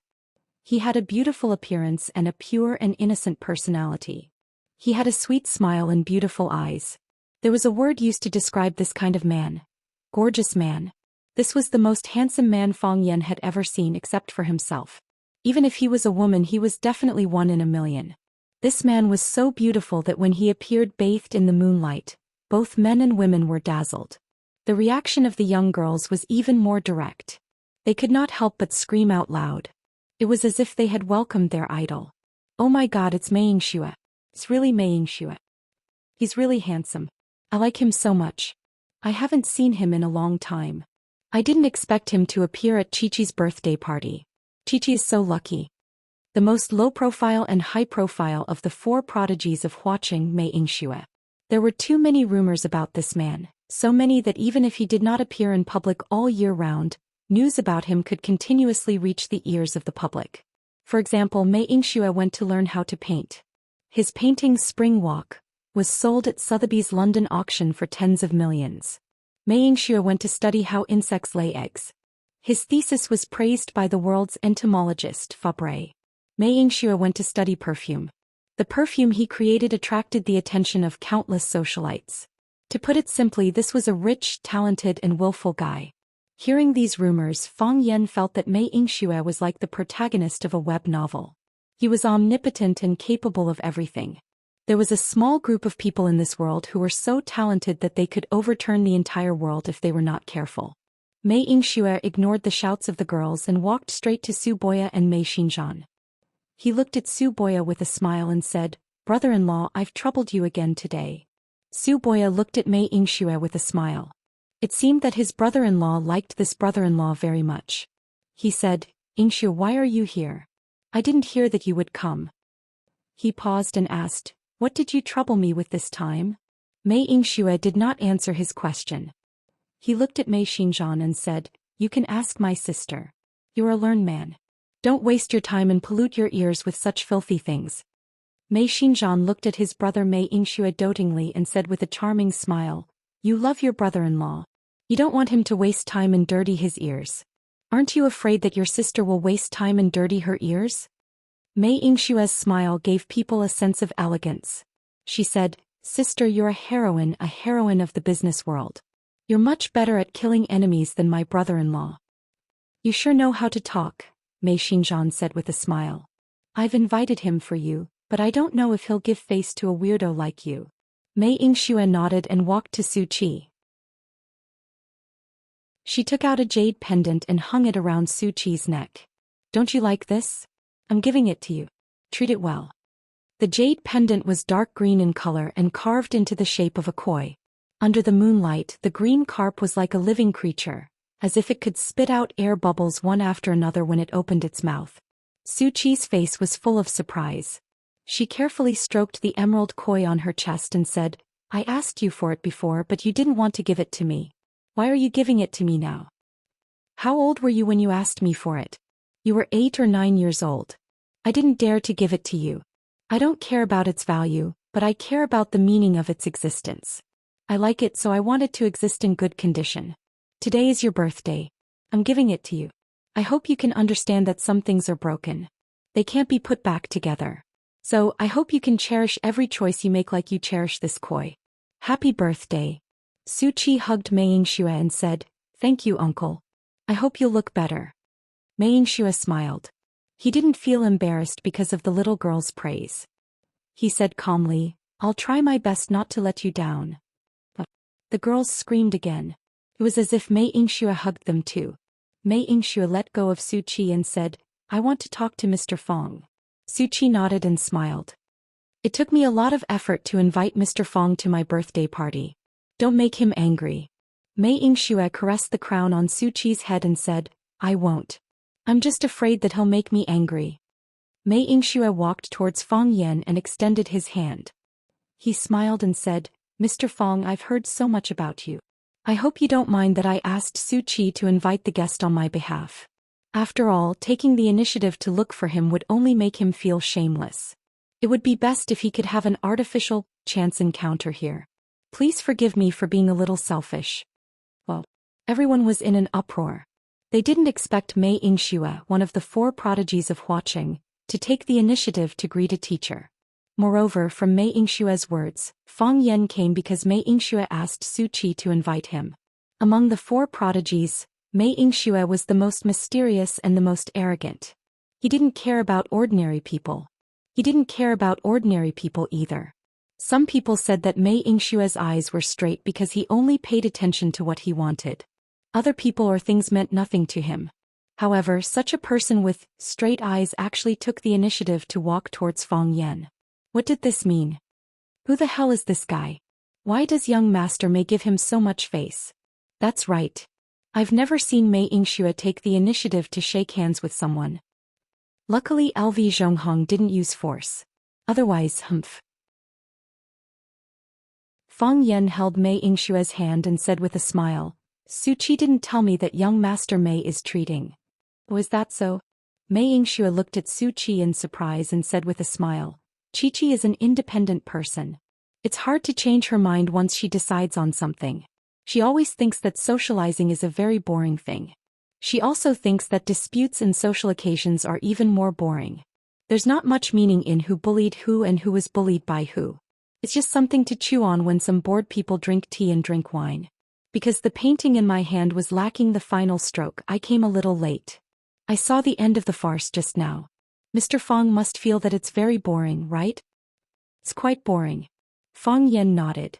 He heard that Mei Yingxue's catchphrase was boring. It was said that in his eyes, there wasn't much that was interesting in this world. But I had to do it. What a good had to do it. Mei Yingxue laughed heartily. It had to be said that this guy was really good looking when he laughed. Even a 100% straight man like Fang Yan wanted to look at him a few more times. The eyes of the women and young girls at the scene lit up. Some people even took out their phones to take pictures of him. This was really a world that valued appearance. Some people were born with the halo of a star. During the Wei and Jin dynasties, Wei Jia, a handsome man from the Western Jin dynasty, was surrounded by people everywhere because of his outstanding appearance. In the end, he died of illness due to the psychological pressure. At that time, people said that he was stared to death. Fang Yan only hoped that the killing of Wei Jia would not happen again. It's just like how I don't like to see you but I have to do it, Mei Yingxue said. I'm curious. Su Qi didn't mention the identity of the person who invited her. Why would Mr. Fang give her face? Originally I refused, Fang Yan said. But I thought, what if I get an unexpected reward? Then you think this trip will be worthwhile? Whether it's worthwhile or not depends on young Master Mei's sincerity, Fang Yan said with a smile. The corners of his lips curled up slightly. He wanted to smile prettier than Mei Yingxue. However, his efforts were in vain. No one was looking at him. Those people kept staring at Mei Yingxue, pointing at him and pressing the shutter button on their phones to take pictures. It was as if Fang Yan was invisible. Am I no longer an idol? A terrifying thought surfaced in Fang Yan's mind. Mei Yingxue looked around and said, How about we find a quiet place to have a drink? A guest will do as the host pleases, Fang Yan said. Hearing that Mei Yingxue wanted to talk to Fang Yan in private, Su Boya took the initiative to greet them. He said, Let's go everyone. Let's go inside and drink some tea. We still have to cut the cake later. Under Su Boya's lead, most of the people gathered in the backyard went back. Although the young women were unwilling, they were too embarrassed to stay there and be light bulbs, so they reluctantly followed them into the house. Su Qi looked at Fang Yan worriedly and said, Mr. Fang, I'll come find you later. Fang Yan nodded and said with a smile, Don't worry, it'll be fine. Mei Yingxue looked at Su Qi with a smile and said, Don't worry. I can't beat him. Uncle, you're so annoying, Su Qi said coquettishly and ran inside with a red face. Mei Yingxue looked at Su Qi's receding figure and said, Don't you feel that these little girls' relationships are meaningless? How do you know? I've experienced too much, Mei Yingxue said calmly. Chapter 647. I've been through too much, Mei Yingxue said. His expression was calm, his voice was calm, and he didn't sound like he was showing off. He was just stating a fact that made people want to beat him up. Of course Fang Yan wouldn't do that. Because what Mei Yingxue said was exactly what he was thinking. Fang Yan had been through too much. Ever since he experienced Qin Etian Jiangqin and Yuan Lin's ferocious, direct, or shy pursuit, Fang Yan had become accustomed to these young girls' love. No matter how hot they were, how could they be hotter than Qin Etian? No matter how pure and sour they were, how could they be hotter than Yuan Lin? When Su Qi appeared, Fang Yan first looked on coldly from the sidelines, but then he repeatedly rejected and refused. Being liked by a young girl wasn't that the charm of a charismatic uncle? It was as natural as an adult needing to eat and a baby needing to drink milk. Mei Yingxue made an inviting gesture, and Fang Yan followed him to the grape trellis in the backyard. There was a stone table under the grape trellis, and there were several stone chairs around the table. Mei Yingxue took out a silk handkerchief from his pocket and carefully wiped the surface of one of the stone chairs. When he was about to sit on it, Fang Yan snatched it from him and said with a smile, "Thank you. Young Master Mei is a very particular person. No wonder there's the word shui in his name. He loves to be clean." Mei Yingxue smiled and didn't care. He walked to the opposite side and wiped another stone chair. After wiping it clean, he lifted the back of his suit and slowly sat down. This way he wouldn't have his butt press against the suit and wrinkle it. Mei Yingxue waved his hand, and the waiter in black who was standing at the door ran over. "Send a dozen beers over," Mei Yingxue ordered. "Yes, sir," the waiter replied and turned to leave. Mei Yingxue looked at Fang Yan and said, "Today I want to drink a few bottles with Mr. Fang." Fang Yan looked at Mei Yingxue and said with a smile, "I thought a gentleman like you would like to drink red wine or liquor." "I like the malt aroma of beer," Mei Yingxue said with a smile. "One of my favorite things is to sit under an overpass and drink beer, holding a dozen bottles of beer and sitting by the side of the road, admiring the expressions of every passerby. They were happy or sad or tired or trying to smile. I was glad of their little joys and sad of their little sorrows. When they were tired, I would feel tired. When they were happy, I would also smile. Every time I see someone, it's like I've lived with them for a second time." Seeing that Fang Yan was staring at him, Mei Yingxue once again showed his signature charming smile and said, "Under the bridge, drinking beer is the most appropriate. White wine is too tragic, like a poor beggar or a loser. The red wine was too exquisite and out of place with its surroundings. I like to be part of life." "You are a philosopher," Fang Yan said. "No, I am a person who enjoys life," Mei Yingxue corrected. "Some people want to live, some want to live, and some want to live. But I am enjoying life. What is the most precious thing to a person? Naturally, it is their unique life. Some people use it to start a business, some use it to kill and burn, some use it to achieve great fame. I use it to enjoy everything that happens to me. When I see you, I also feel happy. Because there's a new person in my life, there's a new set of memories." Fang Yan squinted his eyes and smiled, saying, "I was wrong. You are not a philosopher, you are a literary youth. Success or failure is up to others to judge," Mei Yingxue said with an indifferent expression. "There are always people who call me a monster." "I think so too," Fang Yan said.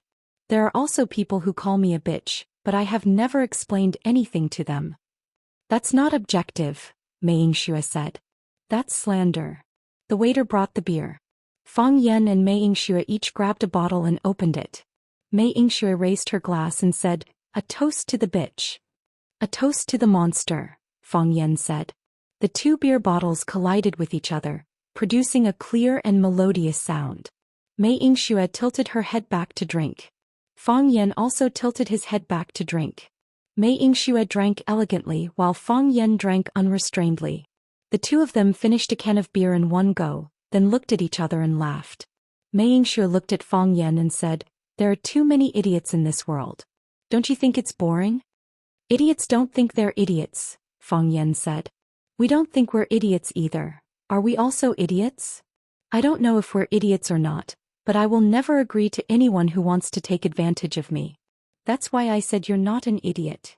Mei Yingxue sighed softly and said, "The Mei family did something stupid." "At that time, the Mei family wouldn't think of themselves as idiots," Fang Yan said. "Who wouldn't want to take a bite of such a big piece of meat? If there's someone behind it, I don't think anyone would be able to resist the temptation." Mei Yingxue looked at Fang Yan and said, "Qin Shuer is a member of the Mei family. Countless people are envious of other people's glory of starting from scratch, but they don't know that every single person who starts from scratch has the support of capital. Qin Shuer was originally an insignificant labor contractor in Mingzhu City, but my father took a liking to him and invested in him. That's how he got his current position as a real estate tyrant." Fang Yan nodded and said, "Qin Shuer jumped out to help Jiang Zhulu overturn the case and wanted to buy a portion of Jiang Zhulio's shares in Longtu Group. If he didn't have someone powerful backing him, it wouldn't be realistic." The biggest characteristic of people who have been struggling at the bottom for many years is that they know their limits. They know how much they are worth, and they know whether their strength can support their ambitions. Fang Yan opened another can of beer for himself and drank a mouthful. He smiled and said, "Watching isn't small, but after knowing who Fang Yan is, there aren't many who have the guts to stand up against me." Old Master Lan transferred his shares to Lan Shan Valley. It's considered another form of compromise. The Lu family won't do it, and Lu Shu is also a beneficiary of the Jiang family's rise in power. The Ren family has some power, but they aren't arrogant enough to jump out and wrestle with the Lan and Lu families that are tied to them. After thinking about it, the Mei family can't run away. The Mei family doesn't show themselves, and the Mei family is also unusually low-key, almost never appearing in public. But how can there be a wolf that doesn't eat meat? I only found out about this later, Mei Yingxue said. I told Old Master Lan that this matter was too meaningless. Old Master Lan now agrees with my point of view. Fang Yan smiled and said, "When you gave Su Qi the gift, you said something. Some things are broken, they can't be put back together again." Mei Yingxue smiled bitterly and said, "Although it's the first time we met, your name is like thunder in my ears. Everyone who has interacted with you said that you're not a person who is easy to deal with. Now that you've interacted with me, you know that they're not telling the truth, right? What can I do to make you stop?" Mei Yingxue asked in a low voice. Fang Yan stared at him with a burning gaze and said, "Make me satisfied. Or rather, make me satisfied. We'll withdraw from the competition with Longtu Group." Fang Yan sneered and said, "If you're not afraid of getting hurt, then you can continue to persist. But it's best if the Mei family takes action personally. These small fries won't even be enough for Lan Shan Valley to warm up before it's over. And we won't meddle with the Jiang family's affairs anymore." Mei Yingxue said. "I've roughly understood the reason why the Jiang family is stepping down. It's because of Qiang Longtan's disappearance. I don't believe that Jiang Zhulu killed his own father. I think there must be some hidden reasons. The Mei family has a good relationship with the government and the media. If we want to create some trouble for you, it should be enough to give you a headache, right?" Fang Yan nodded and said, "Yes. We do have a headache. Plus, the Mei family's friendship."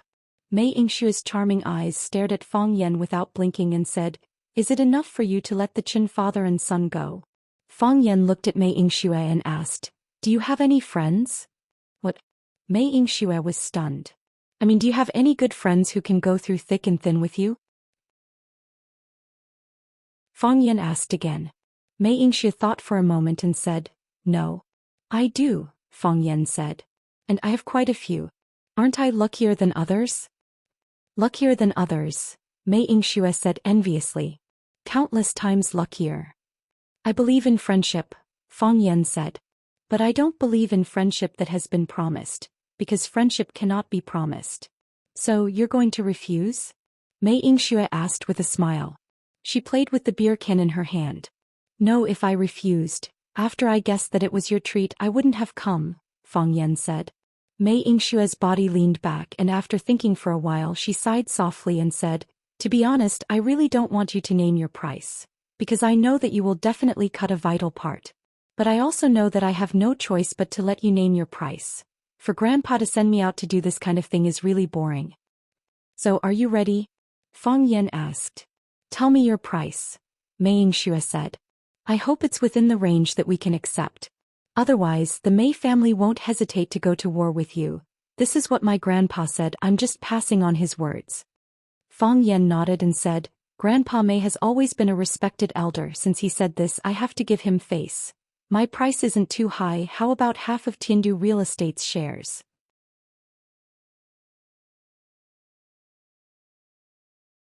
Chapter 648.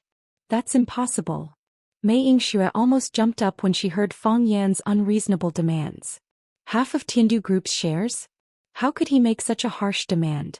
He even said that Elder Mei was a respected elder and he had to give face to him. If he didn't give face to the elder, was he going to take the entire Tiandu real estate? If that was the case, the Mei family could only fight them to the end. The Mei family had been around for hundreds of years and was the oldest of the four big families in Huaqing. They had never been humiliated and extorted like this. Yes, Mei Yingxue knew very well that Fang Yan was extorting the Mei family now. Fang Yan laughed and looked at Mei Yingxue. "Don't get too worked up. This is a business meeting. If you don't think the conditions are right, you can tell me why." "Too high," Mei Yingxue said. The Mei family owns a part of the Tiandu real estate. But if we take half of it according to your demands, whose Tiandu real estate will belong to? Why does the Mei family want to protect Xianxia? They want to protect Tiandu real estate. If the Mei family loses Tiandu real estate to protect Xianxia, then what's the point of Xianxia's existence? Is it just because he's an obedient idiot? So Mr. Fong, don't you think you're putting the cart before the horse? Actually, I don't think it's high. Think about it, I have a bunch of brothers over there. They need to eat and drink with me, and Lan Guyu is a big guy and has a big appetite. If we don't ask for more, how can we make him full? Fang Yan looked like he was a big brother who was thinking about his brothers. He lowered his head and thought seriously. If you think it's too much, then we'll ask for 1/3 of the Tiandu shares. This time it can't be any less. Mei Yingxue wanted to refuse again, but when she saw Fang Yan's serious expression, she swallowed her words. He drank a mouthful of beer and said, "The Mei family did something stupid. We shouldn't snatch food from the tiger's mouth, but we shouldn't pay such a big price for it, right?" "Of course," Fang Yan said. "Of the 1/3 of Tiandu's shares, only a small part is to make up for our physical and mental losses. Most of it is to win our friendship." "Friendship?" Mei Yingxue almost spat out a mouthful of blood. "You have just told me that you believe in friendship, but not in committed friendship because friendship cannot be committed. Now you're using this illusory thing as an excuse to take away 1/3 of our Mei family's Tiandu shares? Do you think this is appropriate? If we agree, won't our Mei family become a laughing stock in the eyes of the people of Flower City? Do you have any true friends?" Fang Yan asked. "No." Mei Yingxue narrowed her eyes and looked at Fang Yan. "You just asked me this question." "I know I did. I just want to confirm your answer," Fang Yan said. "But I do. I have several good friends who have gone through thick and thin with each other. You can't trust your friendship. Why don't you trust mine? I want 1/3 of Tiandu real estate's shares," Fang Yan said. "That's my bottom line." "That's impossible." Mei Yingxue shook her head and refused. "The Mei family can't accept it and I don't want to accept it either. What if I give you another 5% of Longtu Group's shares?" Fang Yan said with a smile as he played with the beer can in his hand. Mei Yingxue widened her eyes and looked at Fang Yan in shock. Then her expression became more and more relaxed. With a bitter smile, she looked at Fang Yan and said, "I really don't understand why the Mei family would want to be enemies with a guy like you. Maybe they think I'm easy to bully because of my gentle appearance." Fang Yan said, "Every morning when I look in the mirror, I think I'm easy to bully. You didn't want 1/3 of Tiandu real estate's shares. You wanted to tie the Mei family tightly to your ship." Mei Yingxue sighed softly and said, "Even if the Mei family agreed to your terms under pressure, it also pushed the Mei family to the opposite side. As long as there's a chance in the future, the Mei family won't let your life be too easy. Of course, with the three families working together, the Mei family's life in Huaqing will be more difficult than in the future. However, if you take the initiative to split 5% of Longtu Group's shares, not only will the Mei family not hate you because you want 1/3 of Tiandu real estate's shares, but they will also be grateful to you. Everyone knows that a complete Longtu Group, a Longtu Group that is completely under your control, will bring a lot of influence to the Mei family. The future growth of the real estate shares is far less than the energy shares. There's another good news I can tell you," Fang Yan said. "I've discussed it with Chaoga. Some of the Longtu Group's businesses and Chaoyan Technology's businesses overlap or even conflict with each other. Of course, because of some historical factors, both parties were in a competitive relationship at that time, so it's understandable that there are conflicts and contradictions. When I get a complete Longtu Group, I might consider merging Longtu Group into Chaoyan Technology and let it become a subsidiary of Chaoyan Technology that specializes in energy research, while Chaoyan Technology will expand into the field of high-tech products." Mei Yingxue's eyes lit up. She said, "At that time, Longtu Group will rise to the sky in a single bound. With the help of Longtu Group, Chaoyan Technology will also become the most powerful high-tech company and energy company in Wuxia. No, its journey will be the whole world, the sea of stars." "Now are you interested?" Fang Yan asked with a smile. Mei Yingxue raised the beer can in his hand and said, "Mr. Fang, I didn't expect this result. This is much better than I expected. The rumors are true, you're not a person to get along with. However, you're also one of the smartest people in the world. Dealing with smart people has made me a little interested in things like business. In the past, I felt that this kind of scheming for small profits was really boring. Fang Yan raised his beer can and clinked it with him. He said with a smile, "Maybe it's because you're quite handsome. I don't know why, but I have a strong feeling in my heart that I don't want to hurt you no matter what." Mei Yingxue was surprised and asked in a low voice, "You're not?" "I'm not." Mei Yingxue was obviously relieved and said, "I'm not either." Fang Yan threw away the empty can in his hand and said with a smile, "The negotiation time is over. I think you need to make a report to Old Man Mei. I'll take my leave first. Tell Old Man Mei that I've always admired him. Shanghai Cobra one-hit kill. I've heard his story many times. I'll definitely pass on your greetings," Mei Yingxue said with a smile. Fang Yan patted his butt, turned around and walked back into the house. He was a guest invited by Su Qi, so he had to say goodbye to the birthday girl before he left. When Fang Yan entered the house again, everyone's eyes were on him. Now no one could look down on him or ignore him. As long as they knew Fang Yan and Fang Yan's deeds, they would maintain a sense of respect and fear for him. "Mr. Fang, hello. Mr. Fang, my daughter is in the second year of Rosefinch Secondary. Her name is Li Lei. Mr. Fang, if you have time, come to our Triumph Club." Everyone he met would take the initiative to greet Fang Yan, and Fang Yan would smile and nod in greeting. He tried his best not to neglect anyone. The current Fang Yan was no longer the Fang Yan of the past, the current Fang Yan. Whether he was willing or not, whether he accepted it or not, he was already in existence that attracted everyone's attention. His every word and action, every move, would attract the gazes and thoughts of countless people. He could make people jump, and he could also make people die with a single word. He knew his own strength, so he was more cautious than before. Spider-Man couldn't do bungee jumping willfully, Superman couldn't casually swing his fist, and the Flash couldn't easily have sex with his girlfriend. Mei Yingxue followed behind Fang Yan. Although his image was more outstanding, his body was taller and his smile was more charming. But at this moment, everyone still felt that Fang Yan's existence was more dazzling. Except for those love-struck women. They stared at Mei Yingshue's pretty face and swallowed their saliva, as if they couldn't wait to pounce on him and lick him a few times. Fang Yan was really worried for Mei Yingxue, thinking, no wonder he usually didn't dare to go out. If he looked like him, it was even possible that he would be kidnapped and molested by a few female perverts. Su Qi and her parents were standing together and the three of them were whispering something. Seeing Fang Yan and Mei Yingxue walking over, Su Boya's gaze had a strong sense of scrutiny. Mei Xinzhan's smile was seductive, as if he knew everything like the back of his hand. Fang Yan looked at Su Qi and said with a smile, "Su Qi, happy birthday. I'm very happy to be able to attend your birthday party. But I have some matters to attend to, so I have to leave first." "Mr. Fang, it's time to cut the cake. Why don't you finish the cake before you leave?" Su Qi urged him to stay. Fang Yan smiled and said, "I appreciate your kindness, but to be able to see you happy is more important than eating the cake. See you at school."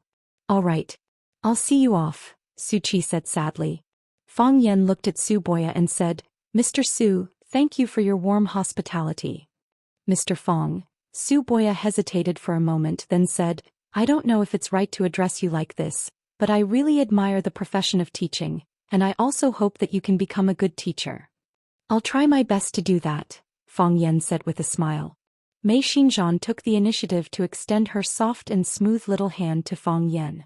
Her fingernails were painted with black nail polish and she looked strangely sexy. "Mr. Fang, nice to meet you. We'll meet again, right?"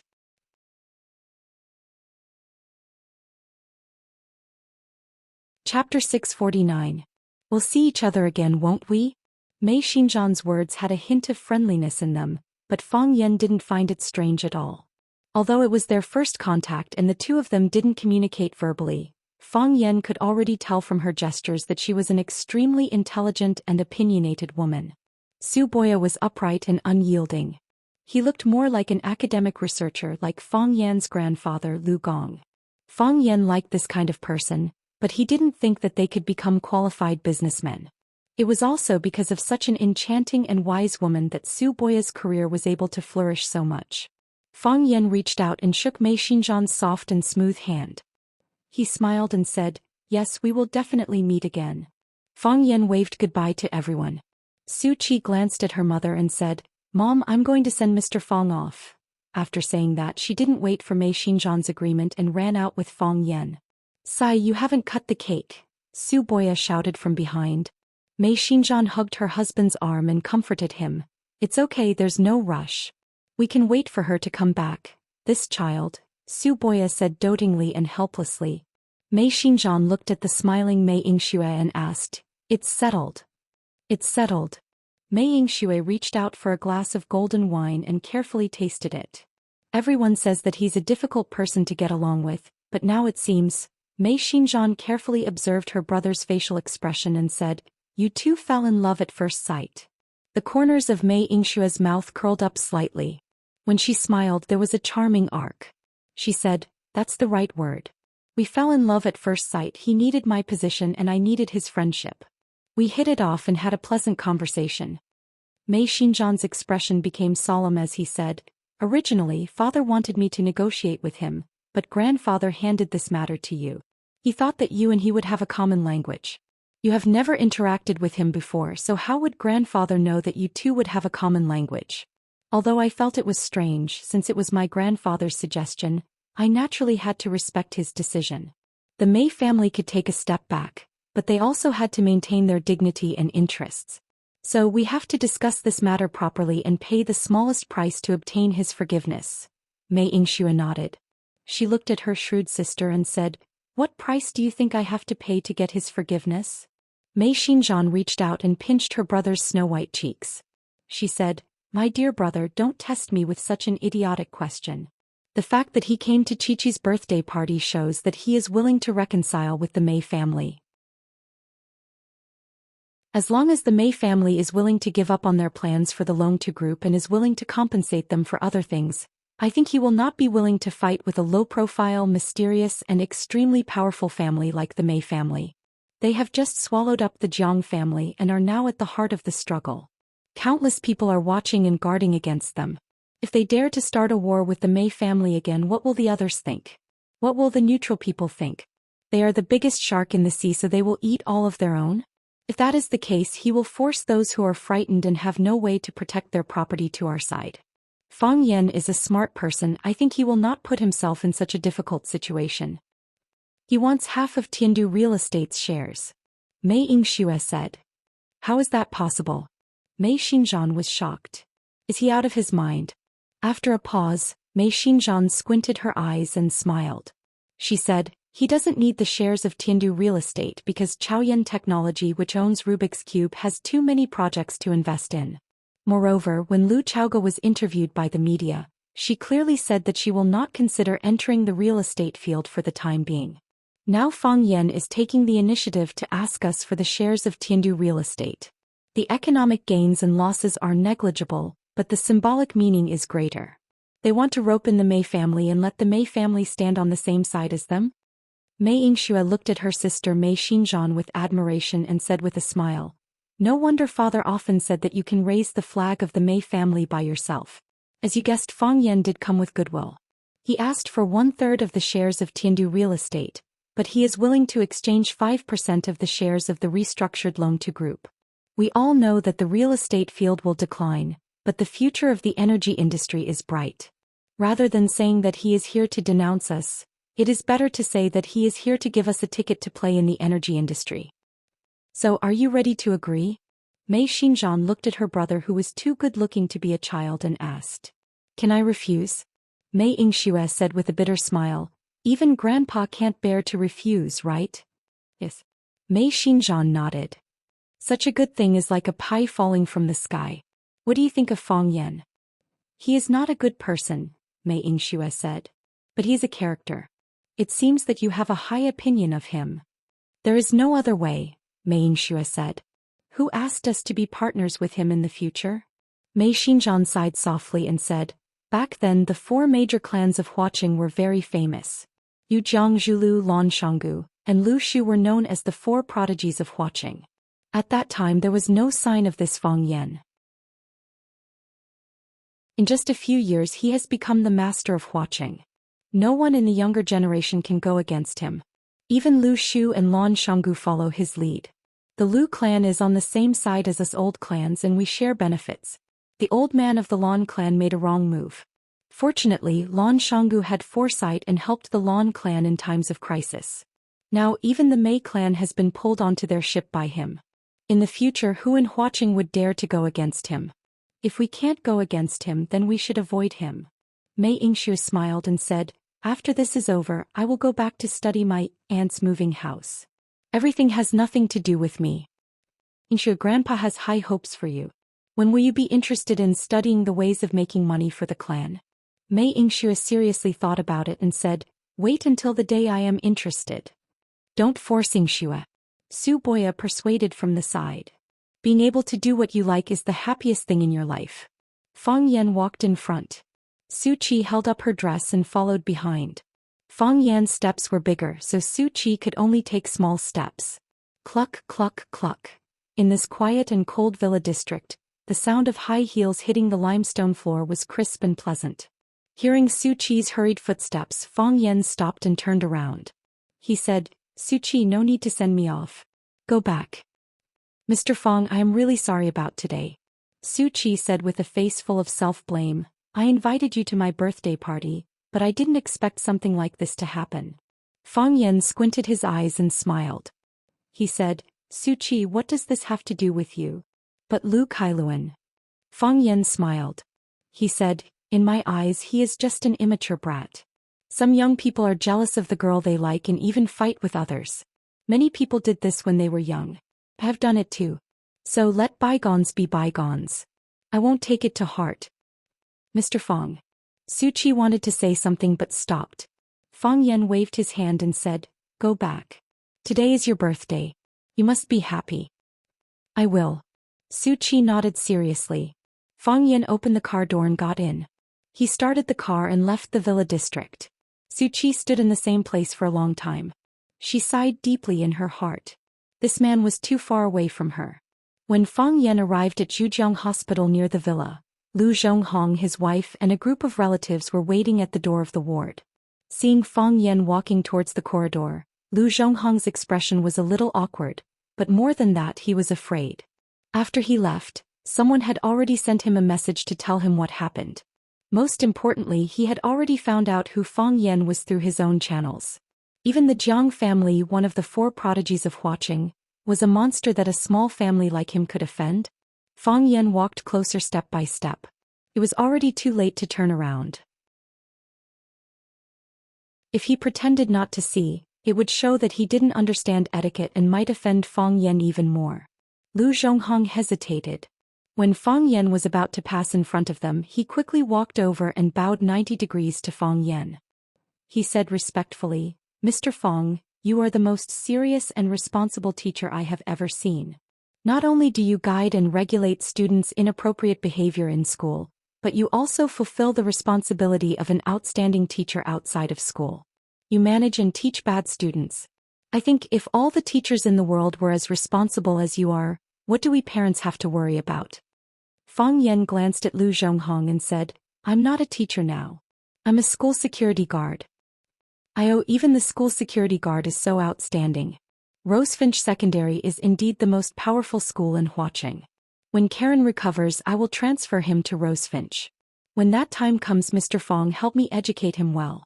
Let him become a humble, polite, and useful young man in society. That you're tuning in to the Zhou Xian's Legacy YouTube channel.